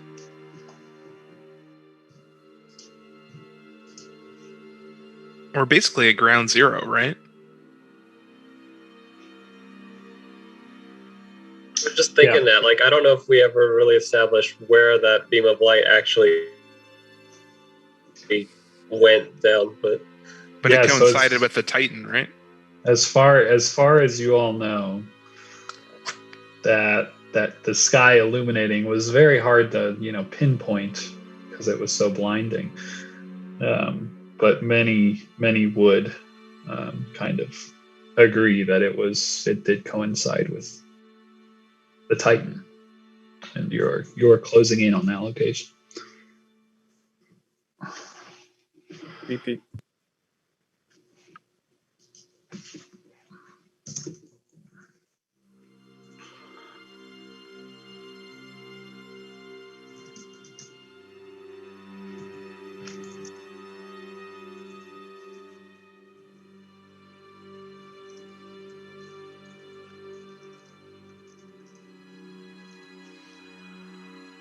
I will bring you to a map as your party marches on.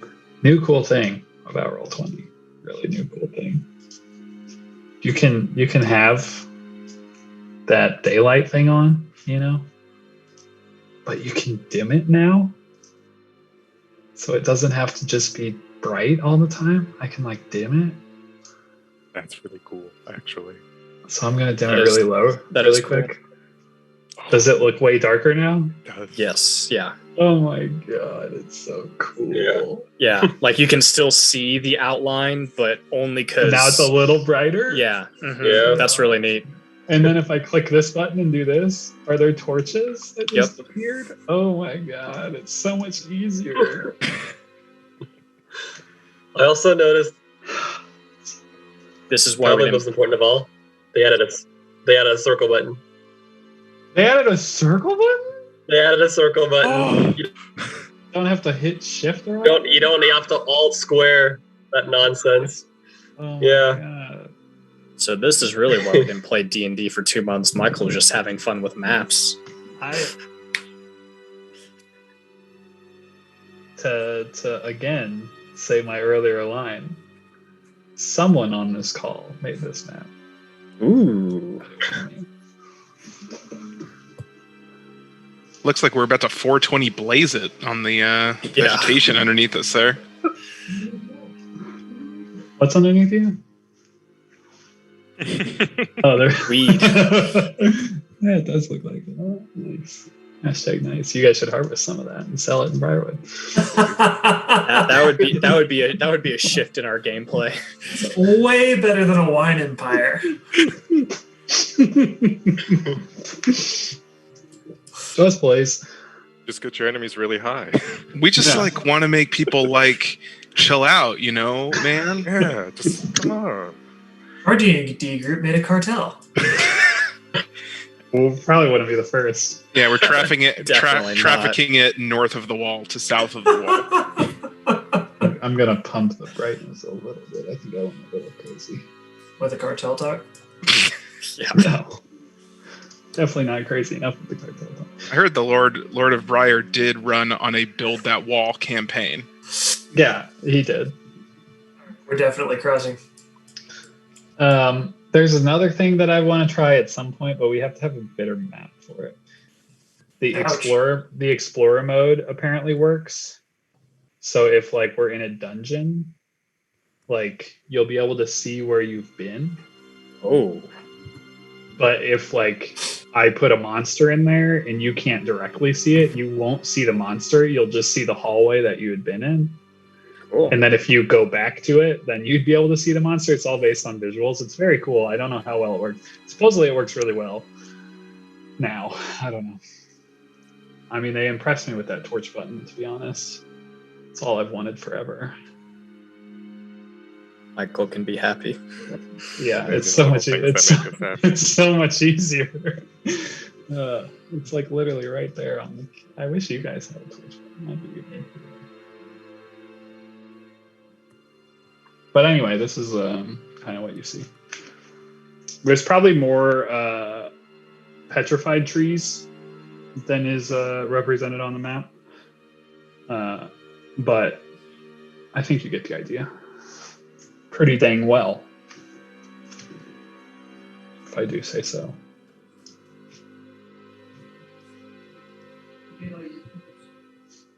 What? The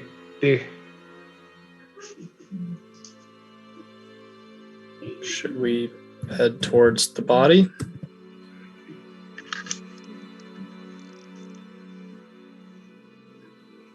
That thing looks huge.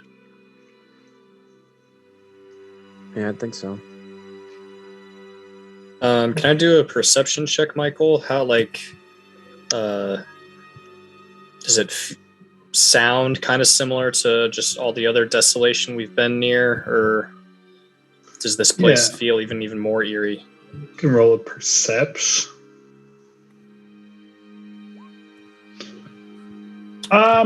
Yeah, it's pretty quiet. Other than, it is raining, so it is harder to hear any like specific sounds. There's just kind of that always on rain business. Do I have a rain sound? I don't remember. But yeah, there's nothing that your elven ears catch out of the ordinary. Dark and stormy, I do.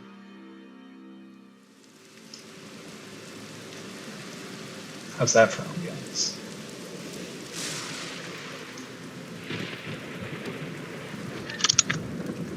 Very nice. And it's dim. It's not like super bright. My gosh, roll 20. You really know how to bring me back.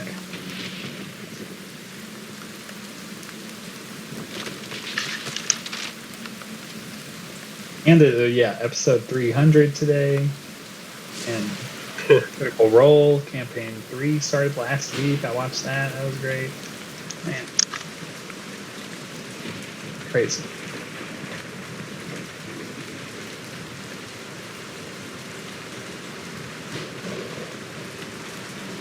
So I assume we're headed towards the body. Yeah. Walking that way. Just turn around and leave.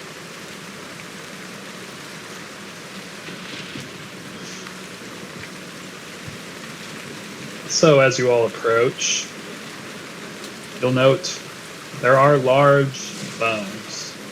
Very, very large bones. Vaguely humanoid in shape. This kind of massive titan. They lie scattered in this dark crater. Those of you that saw this monstrous beast before it had fallen had always seen it kind of covered in this whirlwind of ash and smog with this kind of phosphorescent heat and glow coming off of its head. And, that obscuring heat before it. So it was always just kind of like hard to fully see. But as you approach, as you get up here, you note it's so much more normal looking now, other than the fact that it's massive. It looks, it's so humanoid. Isabel probably notes first, just from a medical standpoint, the things that she's seen, like, you can see some obvious, like, draconian, like, dragonborn-ish features. Like, it doesn't look far off from what you would expect a skeleton of the primordial to look like. But it's humanoid. It is just massive and horrific in scale. And you had also seen what it has done and what it did do, and that's quite horrific. But now, looking upon it, just kind of fallen here, half buried in the earth, charred, blackened.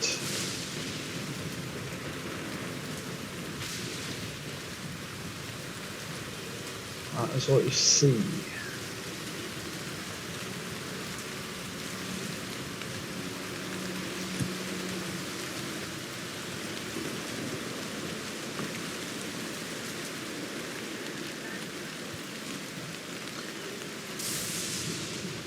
I mean, Anna would not really know what she's looking for, but would be comfortable sort of just walking up to the corpse and doing a pretty thorough investigation check. You know, she doesn't necessarily really know what she's looking for, but could, you know, need to roll or take 20 to just like look, you know, looking for a symbol of sin, or is anything Sure. that catches anything that catches her eye that could potentially be like, how do we find this thing? Yeah, so looking upon it from a distance or anything like that, will be perception checks at disadvantage, even if you will take time just because of the rain, the heavy rain at this point. But if you want to get up in there, get up in the business, start digging through. I mean, and its rib cage and some of its legs, like you can walk underneath its like kind of raised legs and elbows, and like its rib cage is half buried in the earth. Like if you guys want to get all up in there and then do some investigation, you can absolutely take 20 and do it. Or you can roll from a little bit more of a distance, whatever you want to do. What's the ground situation? Like, is it super muddy because it's raining, or is it pretty like hard winter? It's actually still fairly hard, and like there are some very deep gouges in the earth here, and it is cracked. Like, and the water you're seeing is just like hitting pretty hard, and just kind of like flowing down some of these cracks in the earth. It doesn't seem to be very muddy around these parts, even though you may expect that it would be. Arthur, do you think it'd be worth, while some of us search for maybe a sign of a tomb, should some of us maybe search for footprints to see if anyone else has been here already? You know, like we at the Shrine of the Dawnhammer? Sure.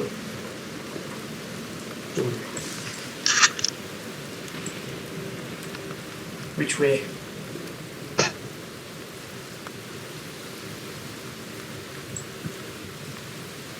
Is that to me? Every Or, which way. yeah, I mean, Do you want it, Arthur? Can we? Is that something we can do at the same time? While we're sort of, Yeah, Arthur could walk around too while you're getting all up in there. yeah. yeah, that's Yeah, what I'll- I was trying to hint at. Since he's the ranger, he'd probably have the best chance of Anyway, picking up to every. make Nick not have to roll, I get it. Smart. That's what it- So, anyways, Anna and We don't know if Anna the curse is still going. It's been not. 2 We're months. still It's going. new day, new chapter. Yeah, Anna would like to take one among the legs and the guts and everything. What we can. All right. What's everybody else want to do during that time? I will have cast detect magic As a ritual. Xerxes and Isabel kind of pop up, Saru would look at Isabel and Xerxes. They're the ones that have the shards already, and kind of be like, feel a connection? Hmm. Spidey senses tingling? Got any ideas? Maybe the head? Skull? I was going to go to the head anyways.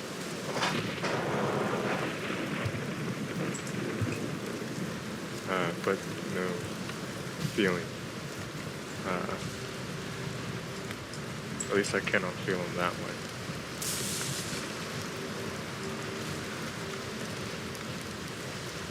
Even if I could, I probably couldn't feel it over the aching of my bones in this terrible rain.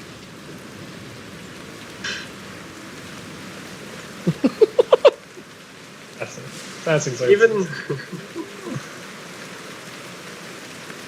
Lightning strikes one of Xerxes' beautiful, polished horns. Does it have a skull? By the It way, does. It does. It's over yeah, here. there. that's a skull? Yeah, It's half baby. buried. It's half buried in there.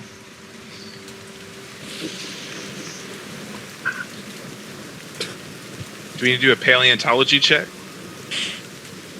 It's a Pachycephalosaurus. The best dinosaur. So, if you all position yourselves where you would like to be on the map as these things are happening, because that might be important.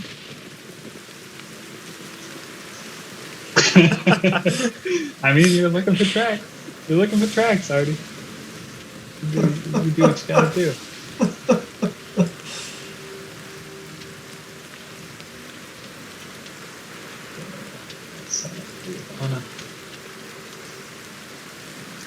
Is it Sarah or Sarah? Sarah. Okay. There was also some Saris earlier, because that's Okay. a person. Because it's very Sarah, right? Yeah, Is that her name? Okay. she is very Sarah. Well, Connor kept. Now- I kept hearing Connor say a Sarah, and I couldn't tell if that was It was our Sarah or new Saris. character that we've introduced. Ornal Saris. Gotcha. Different guy. He's the one in Central. Supposedly.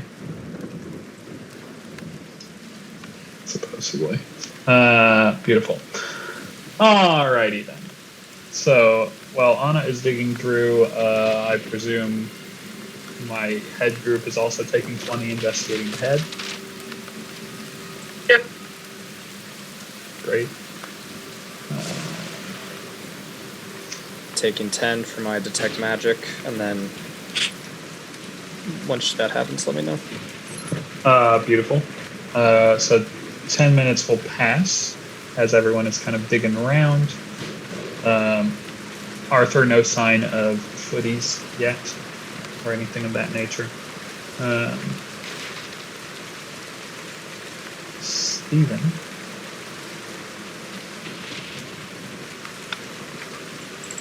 Um, 30 feet? Yes. You sense magic coming from the chest region. Like that region? Yes, sir.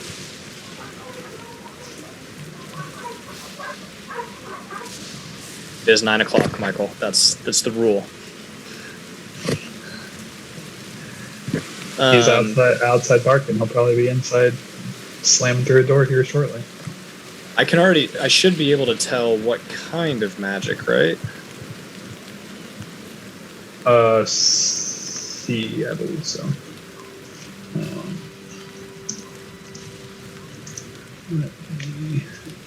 Let me check on which school it is. I have an idea, but I'm not 100% sure.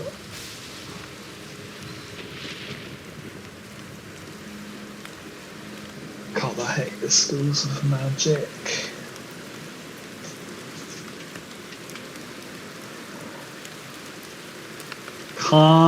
Conjuration, I believe. Quick roll. Double check. Yeah, that seems correct. Conjuration.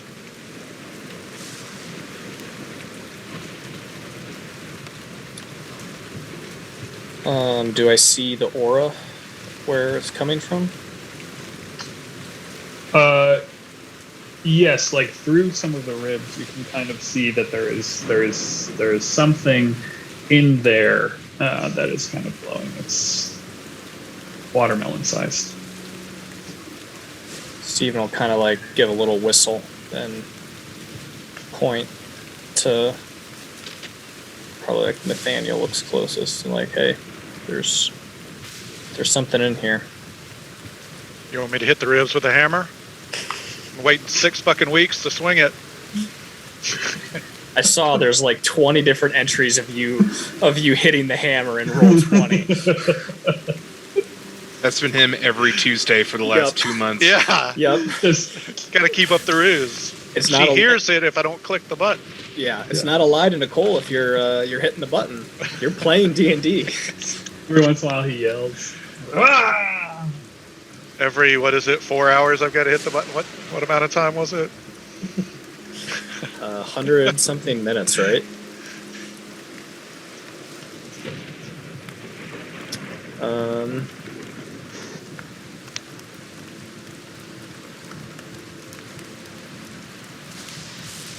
I'll send a mage hand at it to see if I could like pick it up or move it or like put it a little closer into view.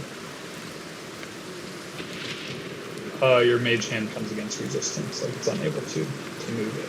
It's too heavy. Oh, okay.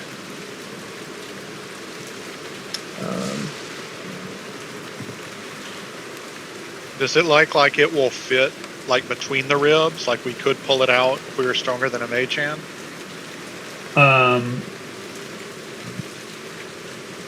Roll me a perception check.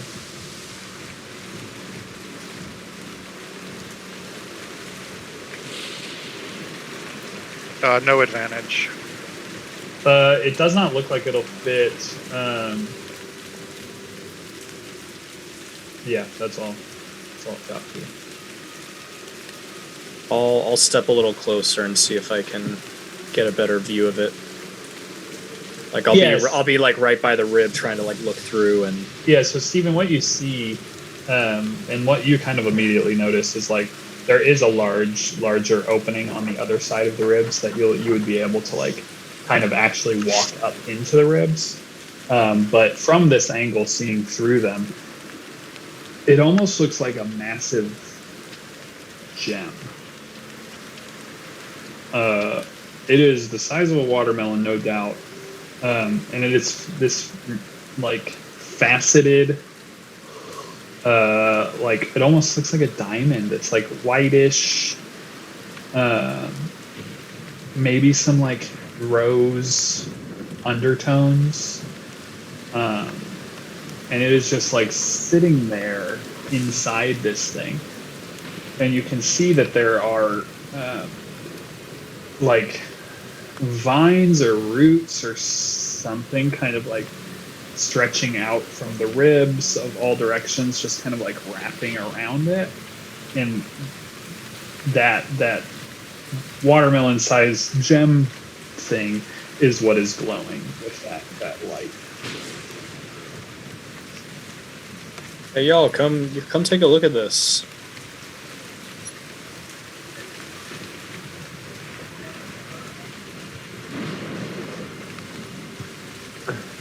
That thunder's so good.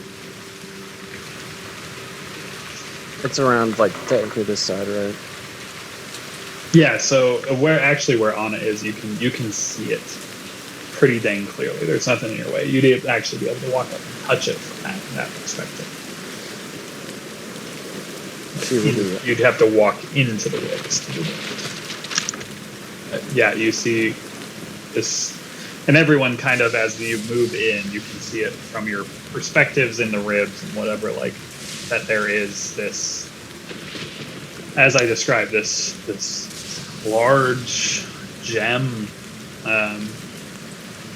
that is just like currently getting drenched in water. There's just water everywhere, but and it's just kind of like held aloft there by these like thin, dark, almost like vine-looking things. Honor said he touched it. Okay, so Yeah, I mean, I'll step into the ribs. And if yeah, so Anna, as you kind of step in there, like you actually find a little bit of respite from the rain, which is nice. But yeah, it doesn't do anything. It just kind of sits there, and it's only glowing to Steve, for he has cast detect magic. Oh, okay. So it's not like I was getting like an Arkenstone sort of vibe where it's just like brilliant. No, it's not glowing or anything. It's just Gotcha. just to you, and you know that it is because of your. Gotcha. I'm sorry, forgot about that. That it is. Does it look like the vines are attached from the ground to the gem, or are the vines coming from the gem into the ground? Roll a check. Intelligence, maybe, just straight up, it would be fine. No, but not my best one. Yeah, hard to tell.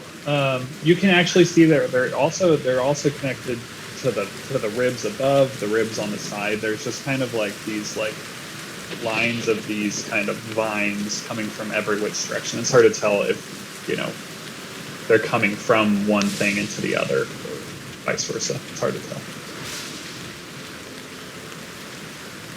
And nothing happened when Anna put her hand up on the gem. No, so Anna reaches out and kind of puts her hand upon the gem. Nothing happened. But as you're up that close, Anna, roll an investigation check. Do we see like this symbol of sin or anything? Or I'll roll perception.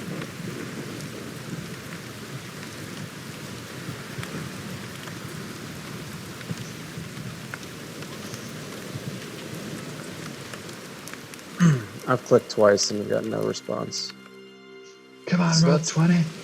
That's good. Are you beta using tonight? I'm not. So Yeah, dude, flip the click thing. it on your phone. As Stephen kind of looks around, just like looking intensely for maybe a symbol of sin or anything like that. The only symbol of sin you see is hanging around on his neck, but you do not see the symbol.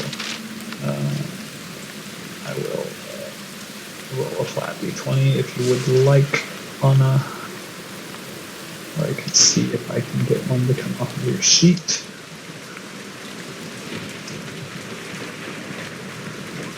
Oh, I hear something come through. 17. That was from the phone. Oh shit! Wow, look at that. I've never made that phone app work, so. Oh, okay. How they Just get kidding. you? They're forcing you to use it. Yeah. Like, we'll kill his sheep. Now he has to use the. Alright. As you put your hand upon it and nothing seems to change, you just kind of like moving your hand about it, and it's faceted, so it's kind of hard in like this dim stormlight with the water going everywhere. But you actually feel that there is a piece missing. Like, it is fairly uniform, like a worked diamond, maybe, you know, like. But there is kind of a chunk, good sized chunk that you can feel missing from it.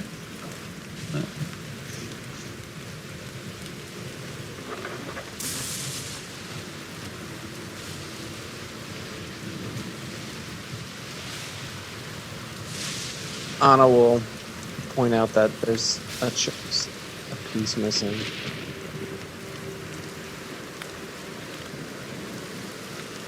Does the gem kind of look like? Could you do a Saru? Can you see if how close do those crystals look like this gem?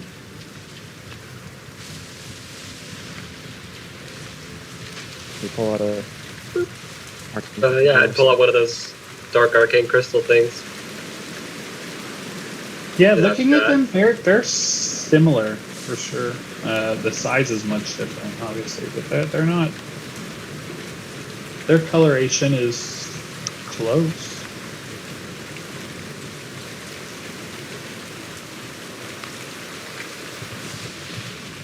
Do I get the same aura off both of them? You don't get any aura off that. So that Saru's holding this in.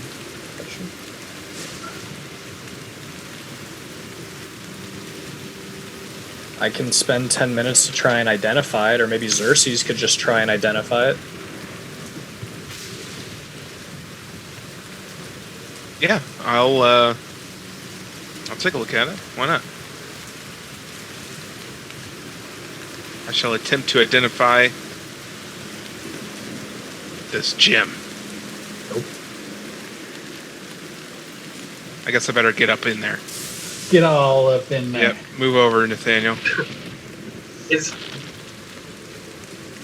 it floating? I It's hard know. to tell if it's floating or if it's bound by the vines that are kind of like wrapped around Okay. it. But it is in the center of all these. Okay. Xerxes to identify it as a Titan heart. Of No. course. I'm surprised. No properties are associated with the Titan heart. Do I know anything about about Titan hearts? No. No. No, Okay. no rolls necessary. Straight up no. Yeah. Well, I tried my best, and I know this is going to sound crazy, but thinking it's a Titan heart.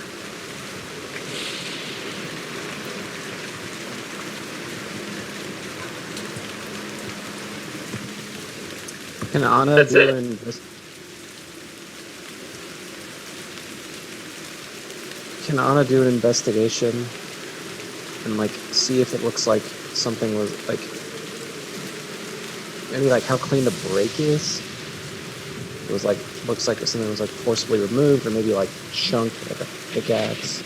Yeah, even just carrying over your 17, just from what you can feel and what you're kind of looking at there. The break is fairly clean, but there is evidence that it was forced.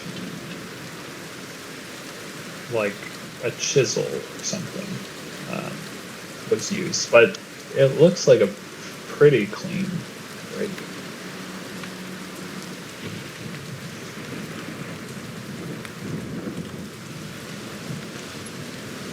And it's conjuration.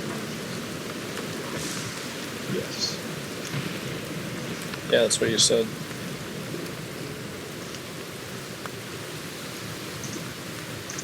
Think we could cut the vines off of it? That was my next thought. Yeah, I'm fine with that.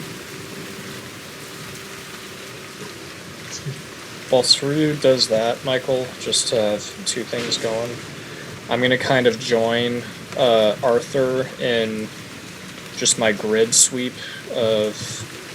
with the detect magic, see if I find anything else amongst the skeleton. I'm also going to, I don't know, did you ever see the movie Get Smart, or the TV show? I have not. Okay, well, then it's much less likely that this was the case. But wondering if there might be like something in the trees that are kind of right next to it as well. Okay. In the movie Get Smart, Bill Murray is stuck in a tree, and that would have been more funny if you. That is weird.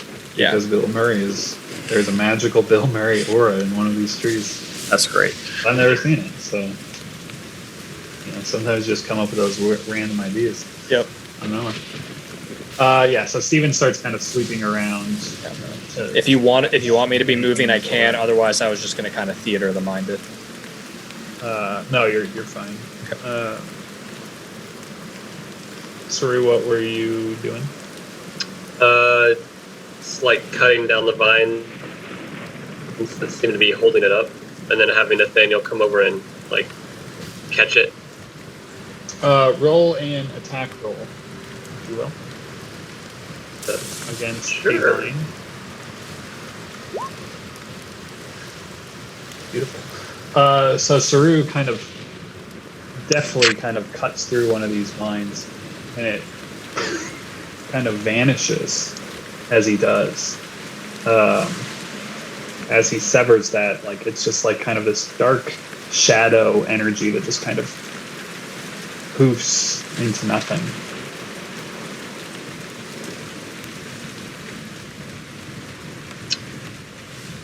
I would look at Anna and be like, cut another one? Are these real vines? You know, say. Better point. That was Orvish. That's what Anna just said. Yeah. I'll keep another one. All right, roll an attack. So you actually find a lot of resistance, like as you kind of expect it to kind of pierce through, you kind of get stopped on this vine. It's really nothing.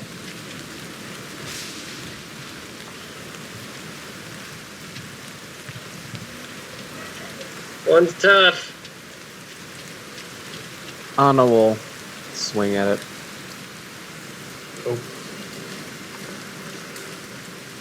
Anna kind of whips out the Talir and just slices through it. That one also vanishes. And you note you kind of got two of these kind of away from the top area.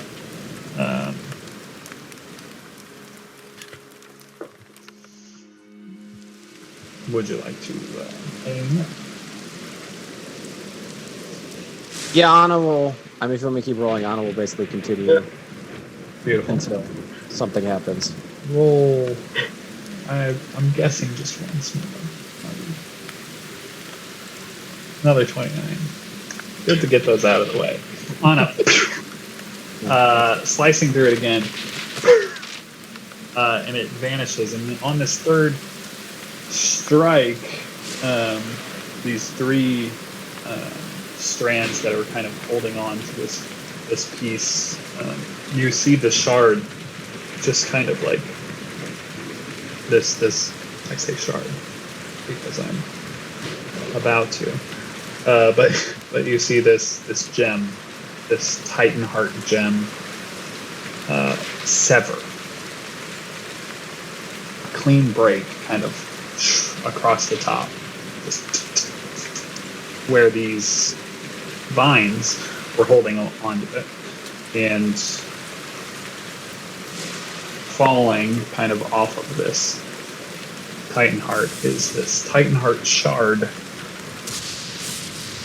falling to the earth. And as it does, there's probably some other people who notice something happened first. Stephen, I will ask you, is that where you would like to be? I mean, it's not unfair for me to answer now, so... No, you are the only one who I don't know exactly where they are, because you were sweeping. So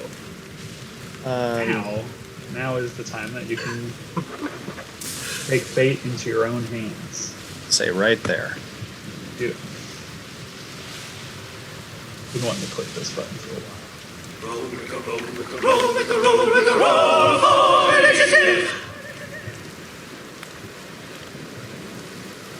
I've also wanted to hear this song for a while.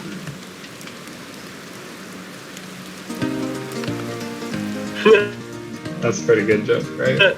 Pretty much nailed that. This is our combat.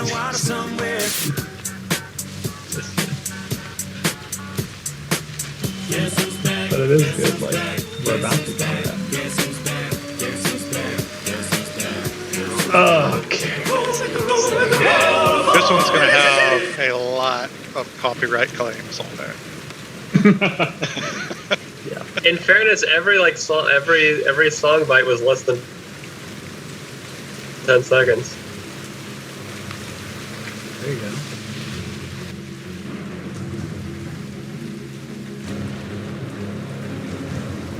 Okay.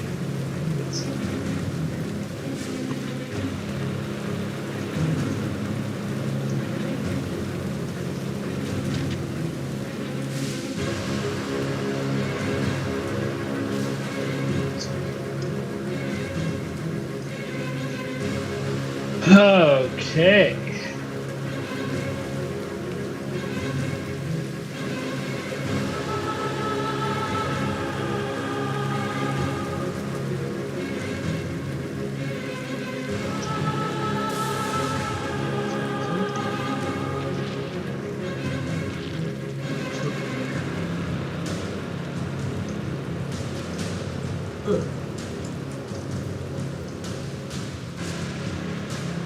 What kind of avatar looking nonsense is that?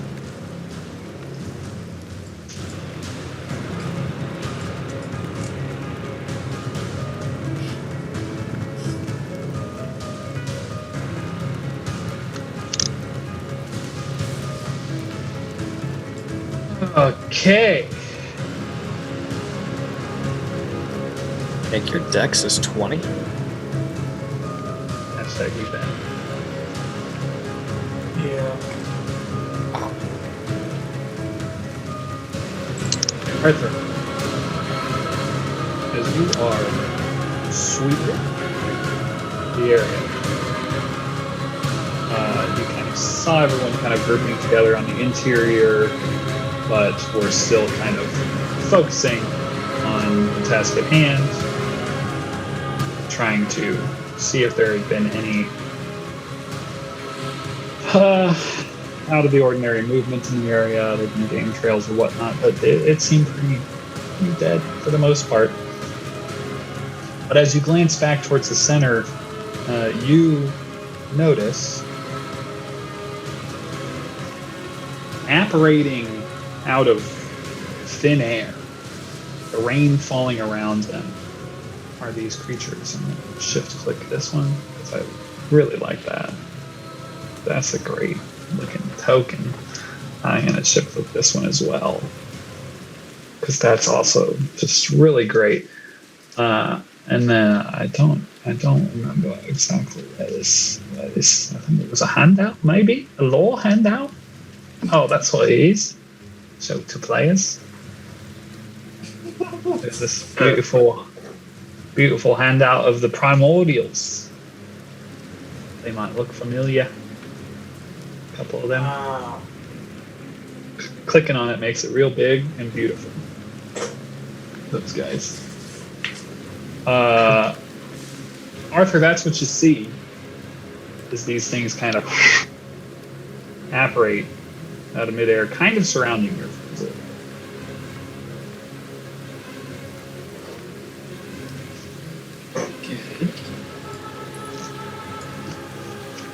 Michael, I didn't get to the initiative tracker for some reason. What the fuck? What's your niche? It 14.21.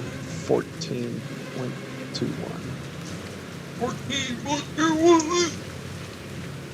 Pretty good. Pretty solid inish. Because my monsters got very bad initiative.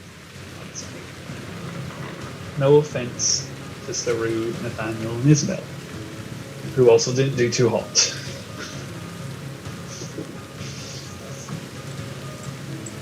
They did hotter than a 2.11. So congrats. Good low.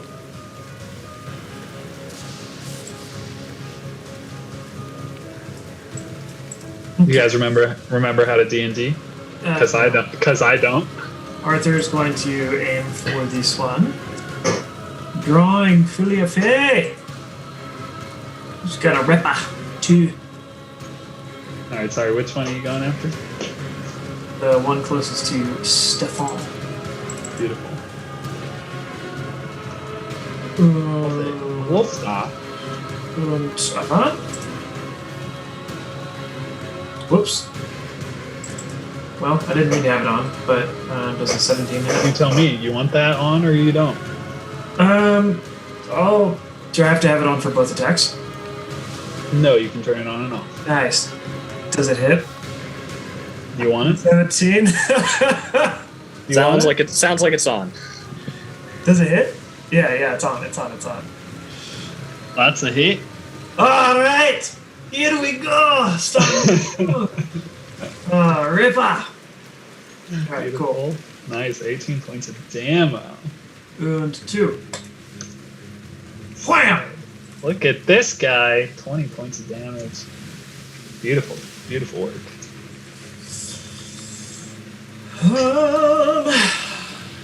That'll do for now. Pass turn. Beautiful. As they say in Magic the Gathering. Nailed it. Oh no. Oh no. Steven, what is your go? And I'm assuming it's pretty apparent that these are here. I was kind of doing my grid search. Do you want me to make a percent? No, as you are kind of gridding around, you see this kind of shape just kind of appear out of your peripheral. I didn't even ask if they were friendly. You should have. That was very rude of you to give it, 38 points of Just damage. lit him up. Bloodied him too. Could have been a He's friend. bloodied. He is bloodied. His name is... Who's to say? Who's to say? Weird name. Who's to say? Sounds Mediterranean. He's from Moran. All right. I would like intelligence saving throws. Ooh, before you go, he has a reaction. Oh, I forgot how to D&D. He took damage.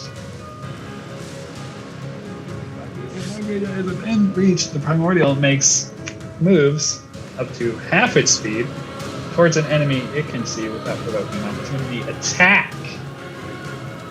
What's its speed? That's right.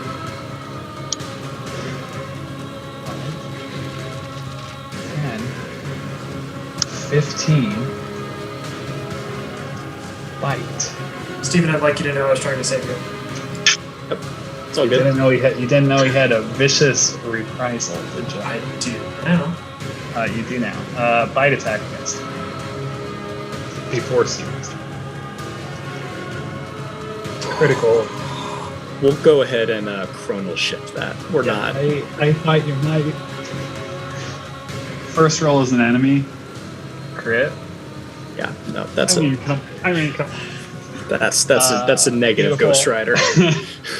Can he do it again? 5% chance. 13 to hit Steve-O. That'll miss. Butte. Okay. If I Now was it is your go. I was on the fence about flashing all my new stuff today. Not anymore. I would like. Hashtag we back. Yeah, we're back. I would like intelligence saving throws from these Xerxes. three Saru. right Oh, no. there. Oh, sorry. North guy. Who and who? All the The three that are close enough to be in a line but aren't. That stretch right there. Eastern Yeah. boys. Okay. Intelligence, you say? Intelligence. Sure. They're. The first. How do you like them apples? Fail. The second. How Fail. do you like them apples? And the third is light. How do you like them apples? Fail. Steven, at the Is this a fourth- magical effect? It is a Is spell. this a spell? Yes. They get advantage. So Okay. sorry. That's The top Do you, one. do you just want to re-roll all three, or just say the first one failed and then keep going down the line? I'll roll the just because they're different. Then there you go. sheets. So here's the first one's advantage roll. He Fail. fails. The second advantage roll. He still fails. And the third advantage roll Fails. still fails. So they all still fail. Fails. Beautiful. All right. At the fourth level, Steven casts Time Wobble, and they are all taking 15 points of psychic damage, and they can take no reactions until the end of their next turn. And Awesome. on their turn, they can only choose whether they move, get an action, or a bonus action. Preston, do you have the wobble fired up? No. I do like the. I do not. Wobble, baby, wobble, baby, wobble, baby, wobble, baby. What'd you say, Connor? They must I like the rename there and like the Nice. reflavor of like they get. It's like they're slow. Section, that's really awesome. They take psychic damage and they're all just like slowed in time. Yeah. I can do it. Awesome. then because F that guy, he can't react. Steven will get the hell out of there. And I guess he won't go that far. He'll go...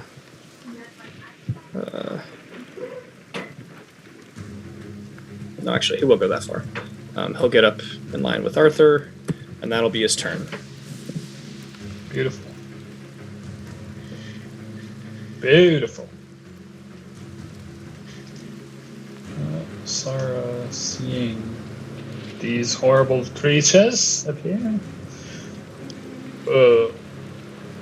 Will absolutely immediately reactionarily prosthetic charge against that boy. Fucking miss. Son of a bitch. Son of a...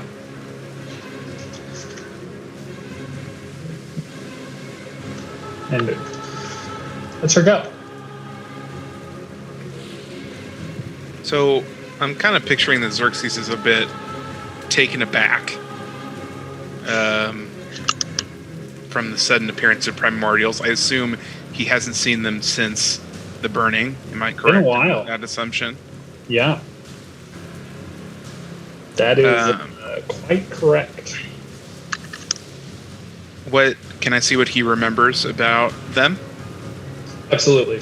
Roll a Arcana or straight up intelligence or nature, if you wish. One of those. They're all the same. Well, then just roll all three at the same time. Get 3 d20s. Much better. 14. With your previous knowledge of fighting against these things, you do recall that different types had different abilities, different types of resistances. Looking around, immediately seeing this white one and this black one before you, you recall most have resistance to magic. They all have resistance to magic. You know this.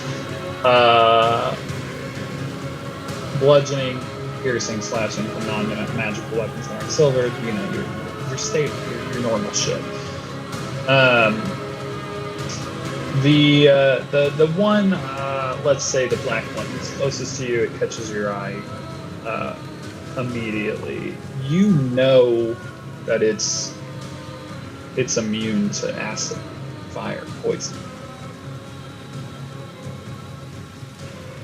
And you know it's resistant to cold.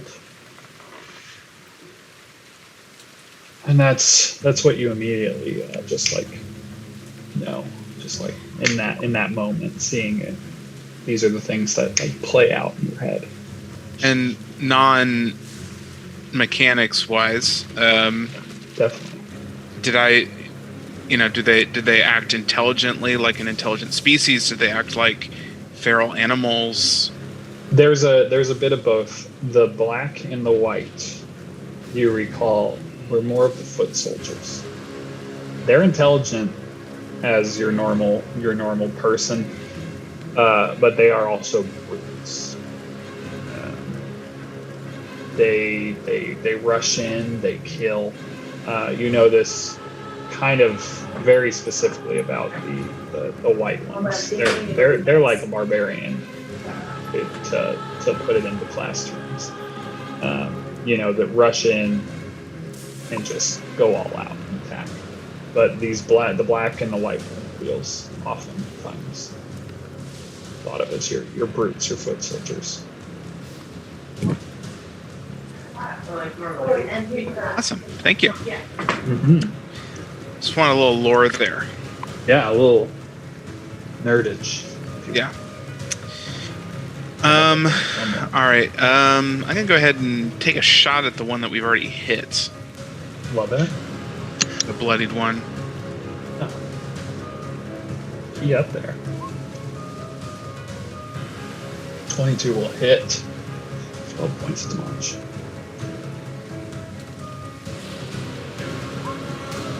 $17 will also hit. A lowly 5 points damage is enough to down something. It falls to the earth as it's kind of looking towards Stephen. Made a couple of tabs to use on this.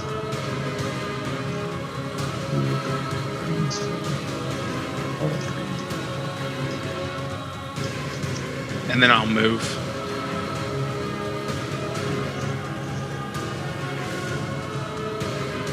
Go. Anna.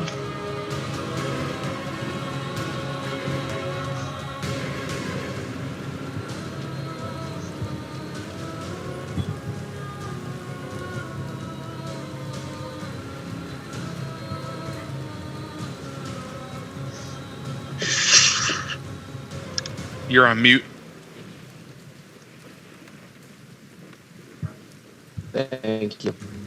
6 damage to myself. Lightning is active. Luness and Anna will go to this one. Luness will use the help action to distract the primordial as he can, as he flies by, and then ends up there. So Anna's first attack will be with advantage, and then her second attack will be normal. Shit. 19 hits. 20 points. 15 just hits. On the second strike. So that is her turn. Beautiful. He will take his reaction, because he still has one, to make a bite attack against you as you strike him. 18 to hit. Miss. Misses. LOL. Well, I don't have Blade Song active right now, but Still. it just Horrifying. just missed. All right, Anna, you good? I am out of stuff to do. Unless you just want to start making stuff up. So that's fine too. It is this one's go, and what can he do, Steven? He can only move, do an action, or bonus action. He has to pick one of the 3. That is horrific. God. He has to move. That's all he can do. Damn it! Yeah, it honestly feels a little OP if you were to ask I me. but kind I'm of not- love it. It's Yeah, great. I'm not going to complain. Alright. Especially with it being an intelligence save. Alright, what's he gonna do? I know what he wants to do, but that's fine. That's fine. It compares. He's gonna run in there. Oh, I guess he can't. Fuck! This. That's what. Ah, that's bad too. Damn it! You guys are the worst. I guess I'll run there. That's where I'll run. Motherfucker. Does he get another save now? Nope, he's just stuck. I think it just ends at Steven's It ends on my on its next turn. Yeah, so it's a 1-turn effect. Gets all in one. 3 on his stress state. Okay. I thought it was like a concentration thing. No, it's just a That's 1-time. That's your other thing. Okay.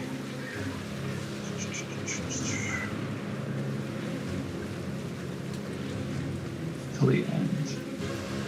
That's next turn. Okay, so now we're good. Now he's good. Beautiful. God, that's cool. I like that stuff. Wait, so Alright. just It can take reactions now. it can take reactions now. That one can, yeah. Yep. Cool. I love it. The black ones go. It's also in a state of stuck. You can take actions. Take an action, a bonus action, or a movement.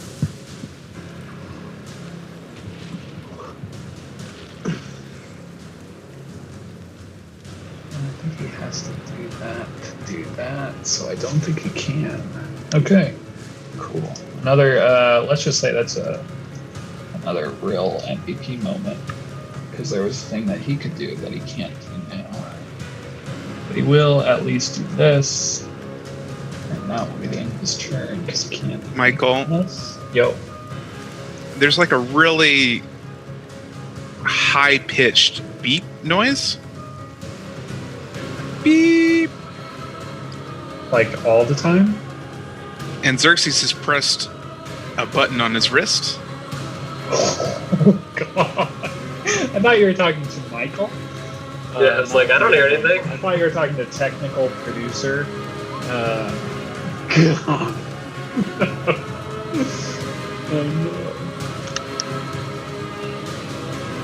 You got blast packs now? That's amazing. I got blast packs now. To an explosive hit you discovered. When a creature moves within 5 feet, you can use your reaction to detonate a shaped explosive charge between you and the creature. The creature loses its reaction and must make a dexterity saving throw or be knocked prone. Oh my gosh, what level are we? Dexterity save from the boy who doesn't have a good dex save. How's that? He is not marked prone, although Xerxes does fly backwards 15 feet. That is awesome. Does it still lose its reaction? I think it does. It already didn't have a reaction. Oh, It yeah, just that's says right. loses reaction This is a and reaction then makes to it moving, so Yeah. it still doesn't have its reaction. So- So he's still good, I think. Yep. So he kind of does like a little bit of like a backflip in the air. Phew! as you ride the shock That is wave. cool. Whatever, old man. Brain hurts my bones, but I can blow up a bomb 5 feet from me. That's It's fine. Cartwheel and Whatever. That's Cartwheel and Xerxes. Amazing. That's its go, and that is an amazing use of getting out of the second reach. Oh boy! All right, who else we got? The dead one. Great. Isabel, it's your go. Things are going as I remember. This unnamed party rules. Isabel goes up behind the white one to approach Nathaniel and will reach out with one of her hands trying to grasp at him.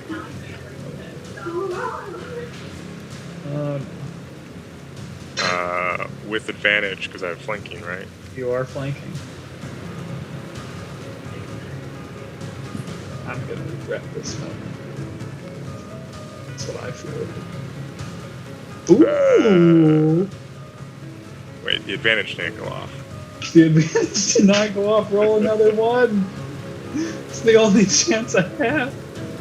I'm just gonna roll another d20. So 16 plus 16 plus 8. 8 That'll hit. for a lot of damage. Inflict wounds. 32. No.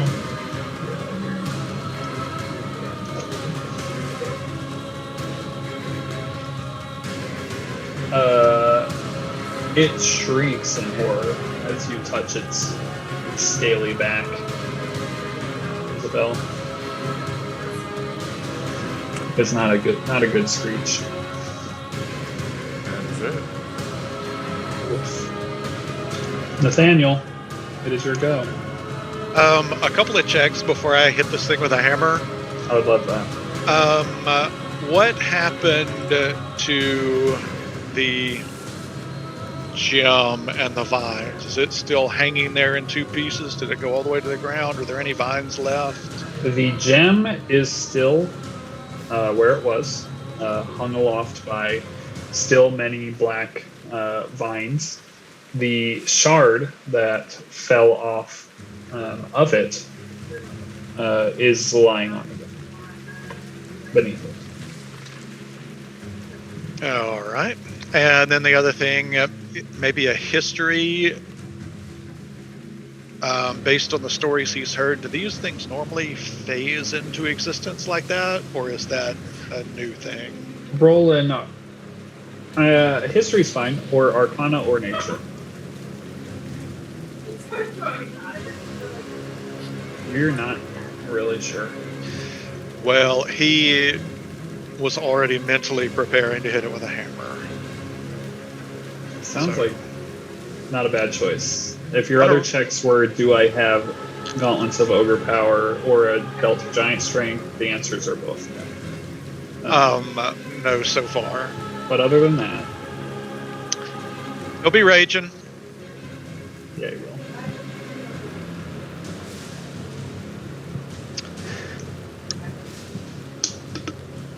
Oh boy. Yeah. 10 will not hit. That on the other hand will. Oh god. Wow. That strike, my friend. Will kill All it. right. So he will then use his movement. And since he killed it, he has the trait of taking an extra swing.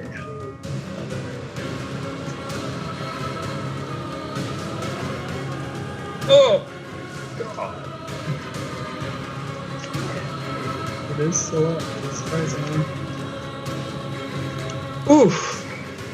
How's it dealing with that right now? Just dealing with that. But still up. Anything else, Nathan? Did it already use its reaction? It did not have one, and now it does have one, but this one doesn't have the same reaction as the others.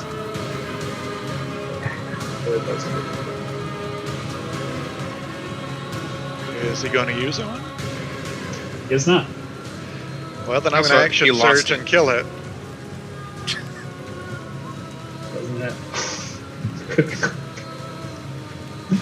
We'll click the critical threat button. Even though you did already confirm it.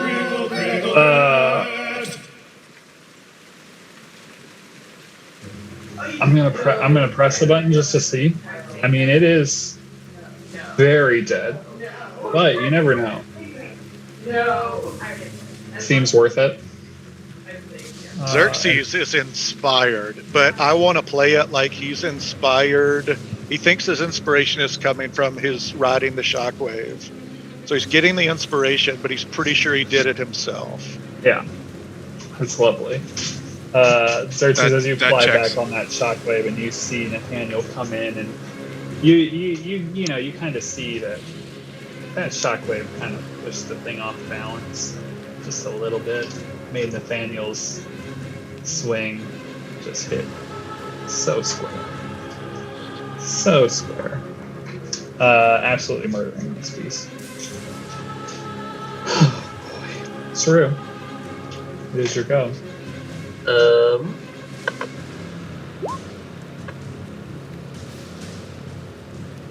He was all ready to go and like attack that one that Xerxes was fighting because it got up on his face. But then Nathaniel ran over, and so now that's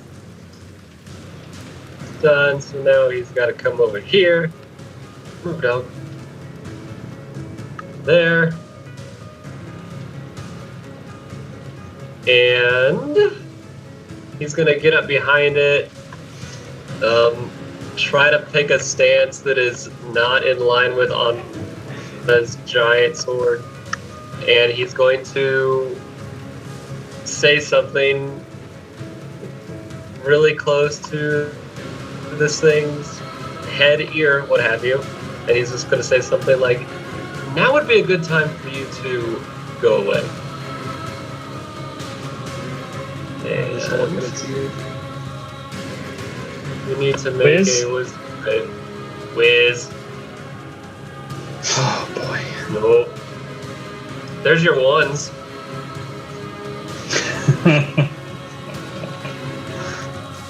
3 points of damage. And you have to run away.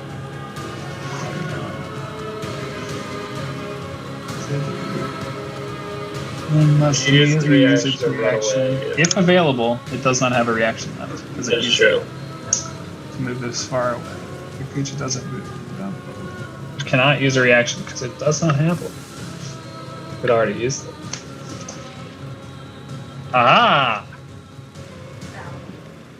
Anything else, Zero?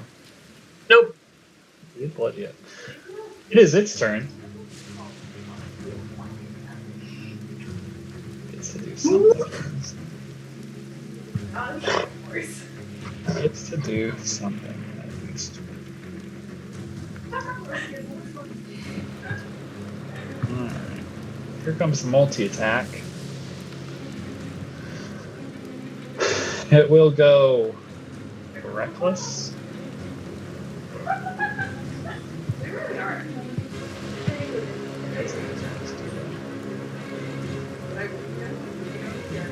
Two attacks. The first coming down hard with its long sword against Saru.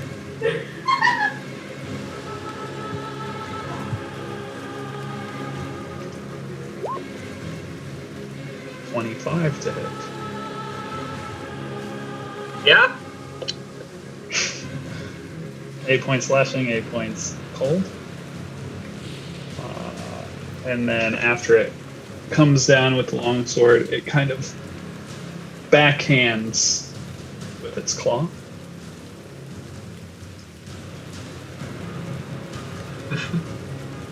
Critical threat.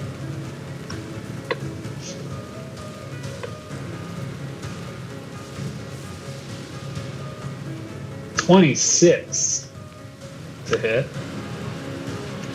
Rocks.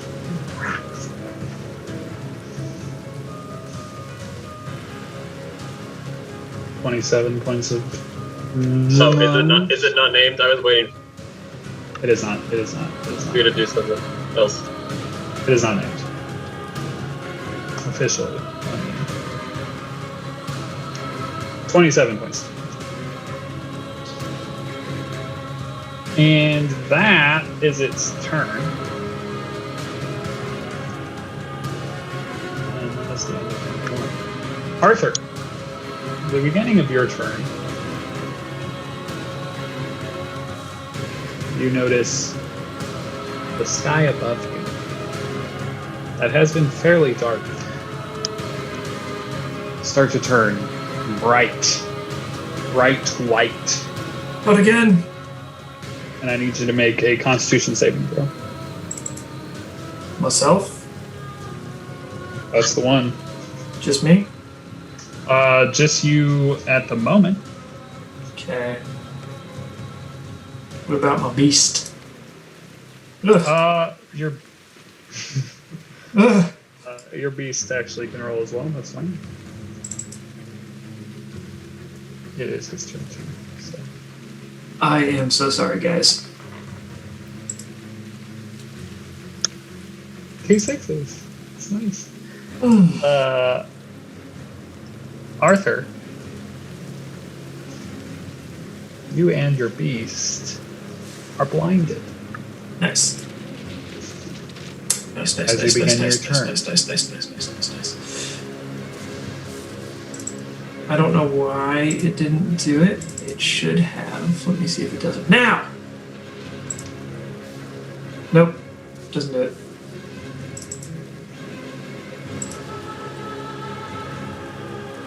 Okay, we're blinded. You're blinded.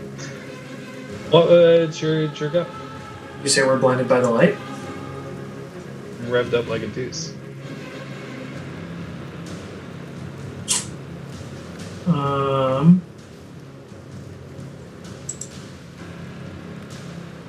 Well, Arthur will wait patiently, right where he is. Beautiful. He Does Philia will- Faye have anything to say? Ooh. I don't know. Hang on, let me do some reading. Why aren't you shooting it? It's right over there. If in case user becomes blinded, Philia Faye heat seeks enemies. That Nice. sounds like my writing. Nice. Yeah, It's right over there. what are you doing? No, I that forget how to pull the strings. I think that is all Arthur has. Unfortunately, it's a very, very sad thing. Steven, you too see the bright white light starting to fill the sky above you, and then I need a Constitution saving throw. Steven, you too are blinded. Yep. Thankfully, So this is where need a ruling. I'd love to. Magic missile. Uh-huh. I would But I need to was- see the spell's text. Okay, then I'll just throw it up there. I love this little well. click. It's got a click description button. Each chart hits a creature of your choice that you can see within range. That's why I was clarifying of like it. Nothing has changed, and like that was the spell I was lining up, but it doesn't matter. Yeah, now you can't see him. Okay, cool. He is gone. Alrighty, then I believe that would be nothing I can do. Beautiful. Sarah. Will do. Save. And wondering why the shot actually should go out this way. That makes more sense. And fire twice. Oh yeah, baby. Let's go. Hitting twice. Okay.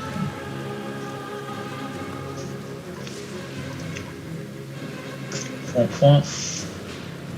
That's what she's got. She should roll a cross-setting charge to get it back, but it doesn't really matter because she doesn't want her to France. Xerxes. Constitution saving throw. As the sky illuminates it. Oh yeah, you're good to go. There ain't no thing. That will hit. 10 points of damage. That will also hit. Slowly 5 points of damage.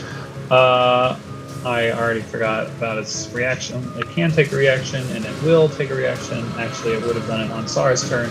It is still alive, though, so it can do it now. Tight. Saru, you are its best friend right now. It bites at Saru.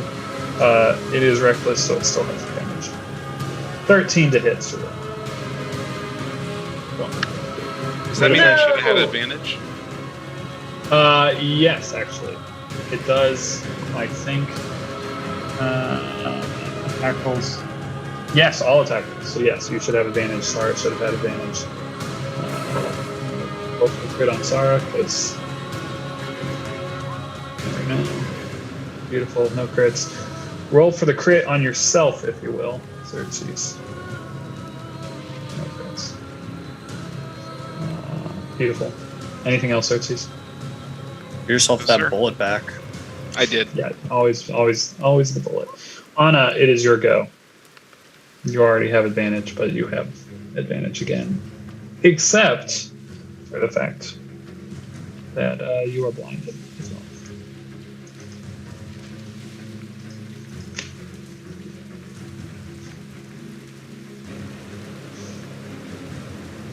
You may be muted. Would I just roll normal then? Advantage, disadvantage, or is it blinded like auto? Yeah, so you are not threatening the creature when you were blinded. That's- So I'm going to say flanking does not. You get no things from flanking. That makes sense. Okay. But you can still swing. Swing away. At disadvantage. See if I can pull mine. I really am officially like, maybe I do need to like undownload this thing because my character sheet's been kind of funky today. I'm like, I can't pull it up. And I'm just gonna swing 4 times from my phone. Maybe. Come on, roll 20. You can do it. Oh, here you go. 1, It's looking good to start. If only you can hold on. Nope. First swing will miss.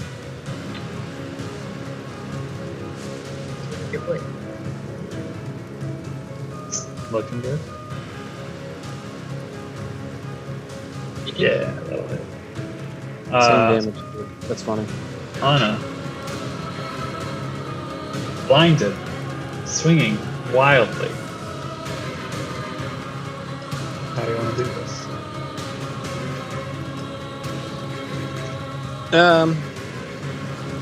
I mean, probably just like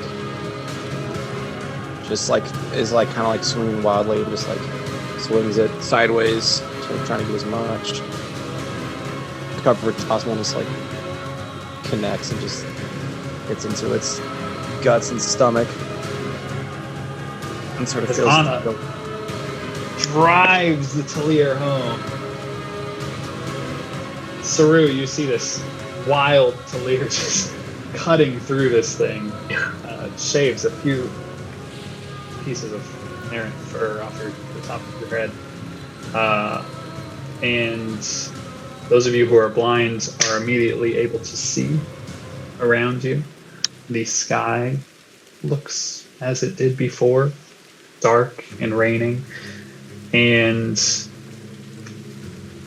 the four primordials that had appeared and that you had just fought and killed, bodies vanished.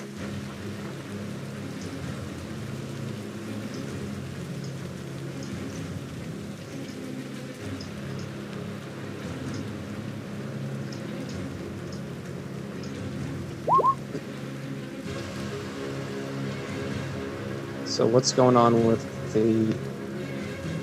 like the heart thing fell, and you said there was like a shard remaining? I don't want to look and see like what's going on there now that 3 vines were dead.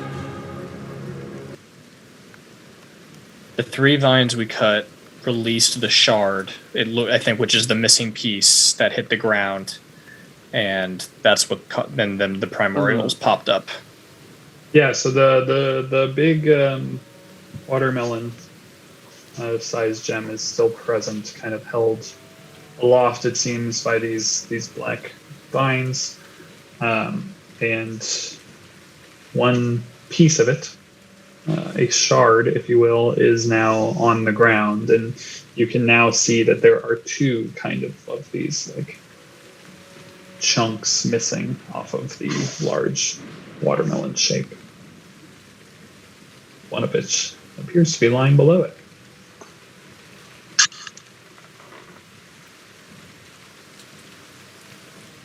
Anna will pick it up and look around everybody and be like, I'd like to see what happens if this fits, but this isn't anybody. Sir, you took some shots there. Does anybody need anything before I do? Give some healing. And sorry, Michael, quick point of clarification. We walked up, the watermelon was already missing a piece, and now it's missing 2 pieces, which we feel like we have 1, or we think we might have found its missing piece already. It now has 2 pieces, as you have apparently cut one of them off of it. The shard, the black, for lack of a better word, the black tendrils that were holding this thing aloft, this watermelon-shaped thing, you have basically cut some of them free, and they have released a shard out of it. So now it seems that there are 2 shards missing, one of which you just cut out of it. Got it. Meaning somebody has been by here. Yeah. Taken it off. Yep. Seems as much. And it also seems like, I mean, we don't know, but I struggle to think that this will be pointing us towards Sin's Ember.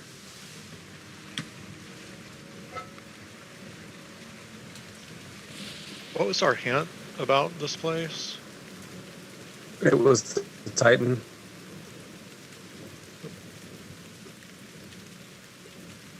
I don't remember if there was any specific wording. I don't think it was anything more specific than just the Titan.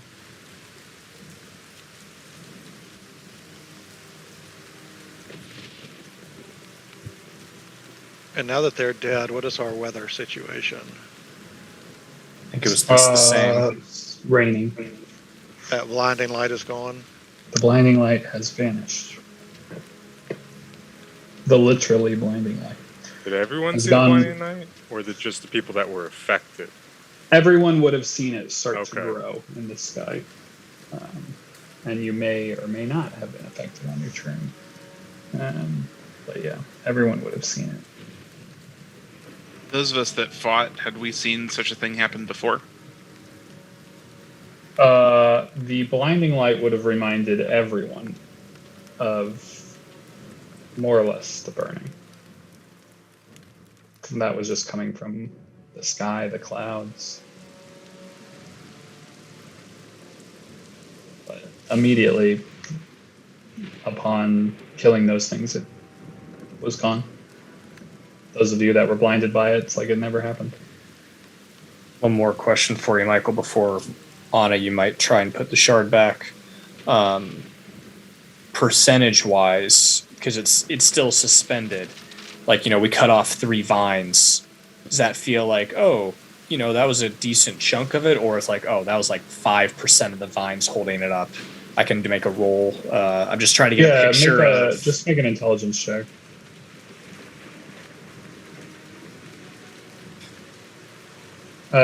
Looking back at it, it looks like you barely made a dent. Okay. That's helpful. I was just trying to understand if we repeat the process once or twice more, we might get somewhere, but that doesn't seem to be it. No, and thanks for the clarification on the. So somebody's chunked off a little piece of this. Somebody's chunked off a shard as well of the heart. So it's like maybe you need the shard to like put it into something that's not the heart. Yeah. Or it could mean we saw Saru's crystal. It could be, similar situation where someone's trying to use that for something else. I don't know. Yeah. I certainly think that's a decent possibility as well.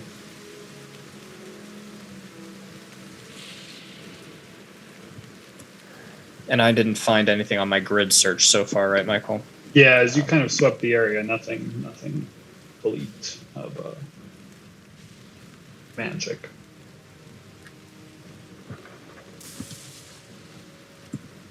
I mean, do we want to keep? I mean, we sort of like got halfway through our take 20. Do we want to keep looking the Titan over for anything else? I mean, might as well. We should. I kind of pulled everyone's focus once I found the heart, so Yeah. we're here. Might as well be pretty thorough about it. Take some time to look this Yeah. down. Yeah, Anna will pocket the Titan shard. Yeah, Titan Heart Shard is what you can write on your character sheet, if you will. After spending some more time here, kind of like searching the area, searching around, taking 20, if you will, spend a good amount of time, hour, maybe more, kind of poking around, and nothing seems out of the ordinary. Nothing seems to draw your interest.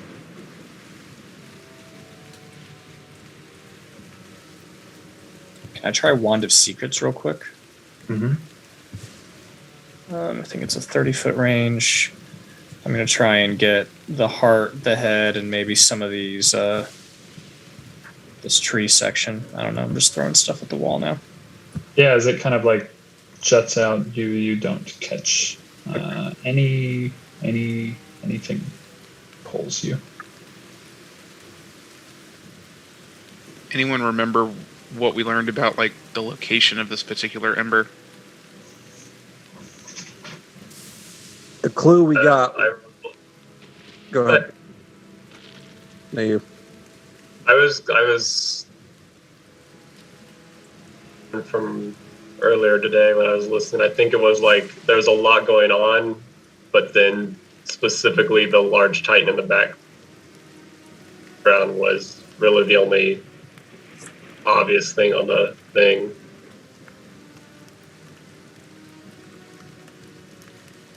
I don't think it necessarily had like a specific spot or location or anything marked. It was just more of like there's a lot of stuff going on, but then there's this giant thing in the background that was a little bit more detailed, or that drew your attention more into it, away from everything else that was going on that panel.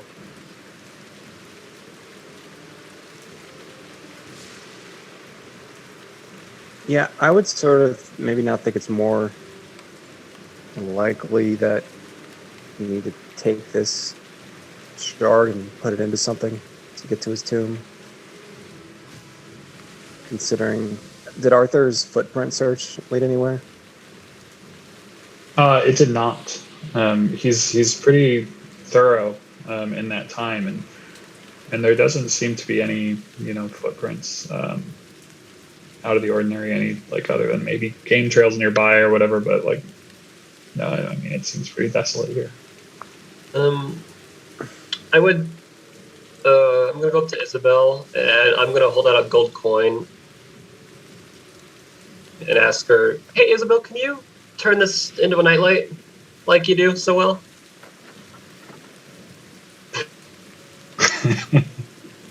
Abracadabra. And then he's gonna go over to You mentioned earlier that the water is just kind of running into the cracks in the ground.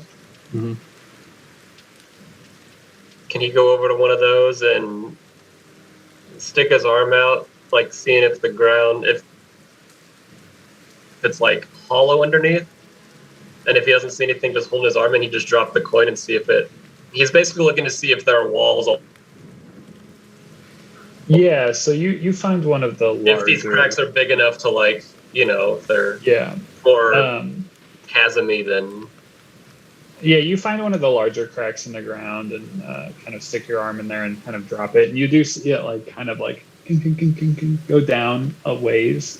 But it does seem like there are like it seems like surface cracks. Maybe there are some bigger ones. You don't seem to think they necessarily lead to anything like beneath the surface. If Anna does identify on the Titan Heart shard, does it get anything back different than the Titan Heart that Xerxes did? It does not. The one thing that you do gain is that it has no properties, but you get the sense that it is inert in its current state. It is inactive. But no insight on what activation means or anything of that nature. And then there is a history break check, as I'll call it, as you do recall when you looked at all of the panels, the 13 panels.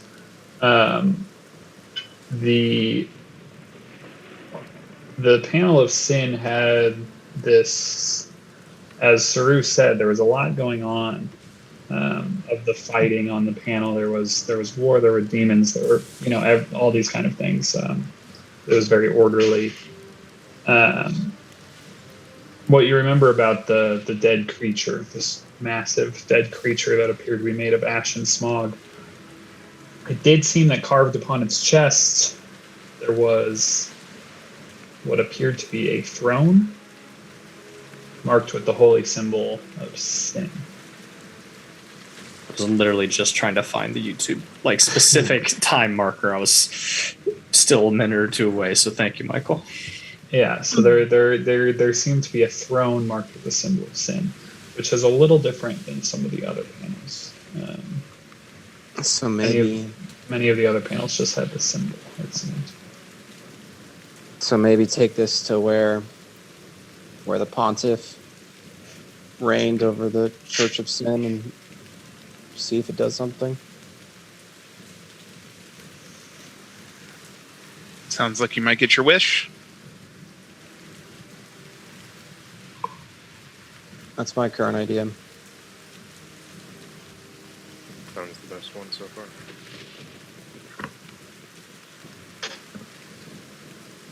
So you just haven't found anything else, so And I assume like like Anna will like pull out her holy symbol and like, you know, the heart doesn't interact with any, you know. Doesn't seem to.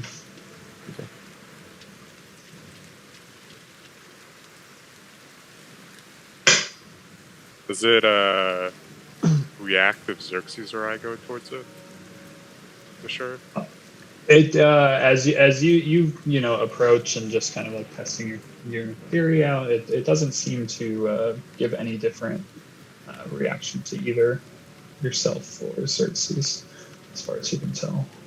Okay. It doesn't seem to react to much of anything, at least right now. But yeah, it's certainly curious that there seems to be another one missing from this.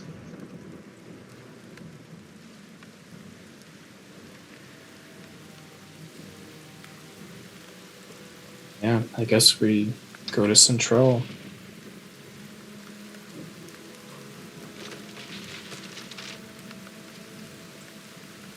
I mean, it would make more sense. I mean, the Shrine of the Dawn Hammer was very clearly a shrine. You know, like if there was some entrance, I feel like, you know, obviously they want to protect it, but it's also God's. They want you to know about it too. So I think that's the way we go. Agree. Well, it's a good XP farm, I guess. And hope, I mean, I think we probably needed to get it to access. I'm gonna guess we need to get the Titan heart Yeah. to access the tomb, but we'll see.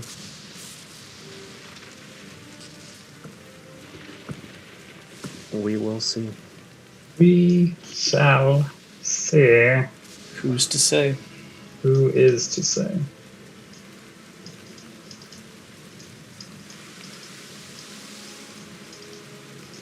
To the south we go, then, I guess. To the south we go. It is midday. You plan on going. What's the distance? Now, let us take a little look at the official map. You are hereabouts. So less than a day. You'd be able to get there by nightfall. I vote no. Camp outside. Yeah. Yeah, Seems- close the distance, but stop. Yeah. You? How close do you plan on getting? Mile? Within a mile? Abouts. I got some stink faces from that. I'm just looking to know what your intent is. Within 7 miles? Is if we can find cover within a mile, sure. Yeah, I'm down. Okay. I just Uh, I'm worried because of how desolate you made this land sound. It is fairly desolate. Yeah. There is a lot of scarred landscape, a lot of badness around. It seems a lot of emptiness, a lot of. But there is also likely some like kind of cliff areas, some rock areas. That you might be able to find some places to hole up. That's your goal. And as the party heads on, approaching Central from the north, we will fade to black on our first session back.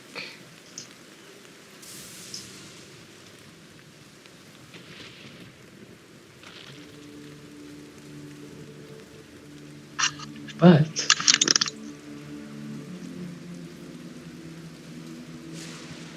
In that blackness, we start to make out subtle sounds. A few moments pass, and the darkness slowly turns to grays, rushing past our eyes. And let's get some different noises.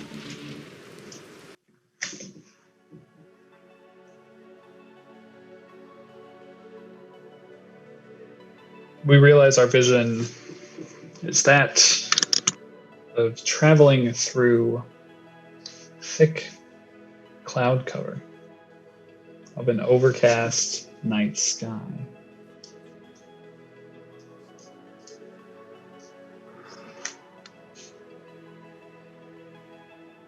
High above the ground below.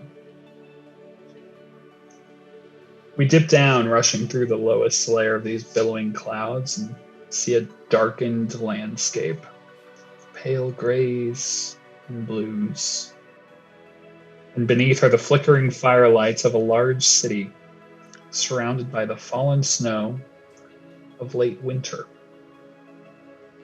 From this height, we can only just start to make out the sounds of a large city, which even at this late winter hour still seems to have some amount of nightlife. Hugging the city's northern border is a jagged mountain range. Beyond that, a sea of dark green.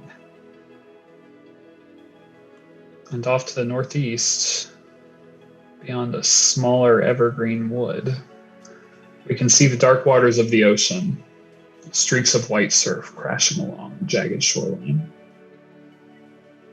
The city is split into many districts. To our eye, it seems to be a mishmash of architectural styles, the two most prominent being the strong, functional, and angular geometry made famous by the ever-building dwarves, and the other, the elegant, fragile, and decorative inspiration of ancient elven cultures. This shows most in and around the large royal keep to the city's northern area. As we continue our flyover this prominent northern city, we begin to dive down closer to the ground as we pick up speed. We sweep in an eastern arc, traveling away from the city, along a heavily trafficked road of mud and snow towards a massive structure, familiar but different than the one we know. A large white wall encircling a vast region of this realm. Small fires can be seen dotting the structure. We can make out wooden battlements and forts that have been built along the massive wall. As we rush past at immense speed, we see one such fort up close and personal, filled with soldiers wearing the regalia of Greyforge. We see a crest with two crossed taliers over a shield marked with a winding forested path leading to a horizon of mountains. A new addition, though, is the holy symbol of sin rising high above those mountains. These soldiers appear to be guards, watchers on the wall, keeping their eyes fixed outward into the vast winterlands beyond. After passing through the fort and over the wall, we veer off in another wide arc, now to the north, moving parallel to the wall into the thick trees of a nearby wood. As we move through the treetops, the large white wall looming to our west, we begin to slow. As we slow, we close in on the snowy earth, until finally coming to a halt above the remains of a small campfire. Its logs recently covered with now melted snow, still warm but nearly out. The area appears to have been a very recent campsite for 5 or so travelers by the looks of the dugouts and the surrounding snowdrifts. As we look over the campsite, we begin to see snowflakes begin to float in from the top of our frame. And our vision is drawn up into the sky once again. As the snow picks up around us, we fly on, breaking away from the wall to the east, following a fresh trail in the snow deeper into the Greyforge woods. Eventually, we come onto a break in the evergreens. A large meadow of rolling white hills. Amongst them are structures, quite old. A small village in disrepair. We don't have much time to look around the village, but it appears to have been vacant for some time. As we move down towards the largest building right in the village's center, we follow those tracks in the snow that also seem to be headed towards that same building. They'll last a few more hours before they're covered up by this fresh snowfall. We sweep in through the door and slowly move through this old structure, down a long hallway. The wood is dark and old. Dust covers most of the surfaces, but for the wet boot marks of snow-covered travelers recently making their way through this hall. At the end, we see a doorway opening into a larger room by the looks of it. Inside, we can see there must be a large fire casting its light that's spilling into the hall. Looking around, there's something about this place that reminds us of temples of old, perhaps. As we slowly walk down the hall, moving toward this larger room, we can hear voices. We are quite pleased you all could make it. As you already know, this trial will be of utmost importance to your future with the Oculus. Achieving our goals today will greatly improve your station within the organization. Failing is not an option. We have chosen each of you specifically for your talents and propensity for working with a team. I will not be joining you today as you delve into the depths long forgotten and reap the rewards of the cultists who made their home here long ago, but I assure you, the Oculus is always watching. Anything you find below is yours. The Oculus will not be taking a cut directly from any of you, as our client has already fulfilled payment. And this, my friends, is why failure is not an option. Today marks the day where you seize control of your futures, become rich beyond your wildest dreams, and gain the respect and influence you each so rightly deserve. We hear a few grumbles of others in the room. It sounds mostly in agreement as far as we can tell. And as our vision finally makes it to the threshold of the doorway, we hear the voice continue. Now, let me fetch the others. They've made it out a bit early and have scouted the entrance. Take the time to get to know one another. I think you'll find their skill sets quite complement your own. I've briefed them on what the client is after. And the gentleman called Torgon is in charge of retrieving said item. So you don't have to worry about that. And as we push through the rear door, our vision shifts to that behind a silhouetted group of 5 or so humanoid shapes that appear to be in winter traveling clothes. You can still see some snow kind of up on the furs around their shoulders, but their features and overall shapes are indistinguishable in this light. But this appears to be the audience or group who was just listening to the fancy lad speak. That lad, you see, is a fairly tall man in clothes of deep purples. He appears to be human with pale skin and dark black waxy beard and a very theatrical mustache. This man exits the room through a door on the far side, but our vision is drawn to the opening door that our vision was previously just at. And shortly after his exit, we see from that main door a very large humanoid shape kind of hunching over and kind of entering into this larger room. The firelight in the center coming off this massive kind of bonfire. The brazier it's coming from is kind of marked with these symbols of this massive bird. And that glowing light is kind of gleaming off this figure as it enters and kind of stands tall. It is like this, wearing this almost iron looking plate of some kind. But also its legs and arms are kind of these log-like wooden structures. And in the center of its chest is this three-sided gem. That's kind of, it's red light, it's kind of dancing. Behind this creature appears to be an elven man, walking behind him in dark robes, kind of a mask, cowl hanging around his face. On his back are a quiver of arrows that are tipped with black feathers. And around his neck is a matching red gem to the massive creature in front of him. And last, coming out of the door, is a man about middle-aged, human-looking.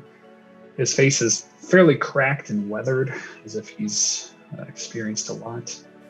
He wears thick, dark armor, but what draws us kind of most to him is a gleaming golden sword hilt at his waist, these kind of dark, glowing purple eyes, and two white skeletal wings folded upon his back. And then we cut to black. And that is where we'll end the return of the Burnt. Whatever season we are in, that is where we jump back in. And at some point in your futures, you'll be receiving an email about some of those members in the crowd, because, my friends, we will be exploring that story some other night in all of our futures. So look forward to that. I don't know when it's coming, but it will eventually.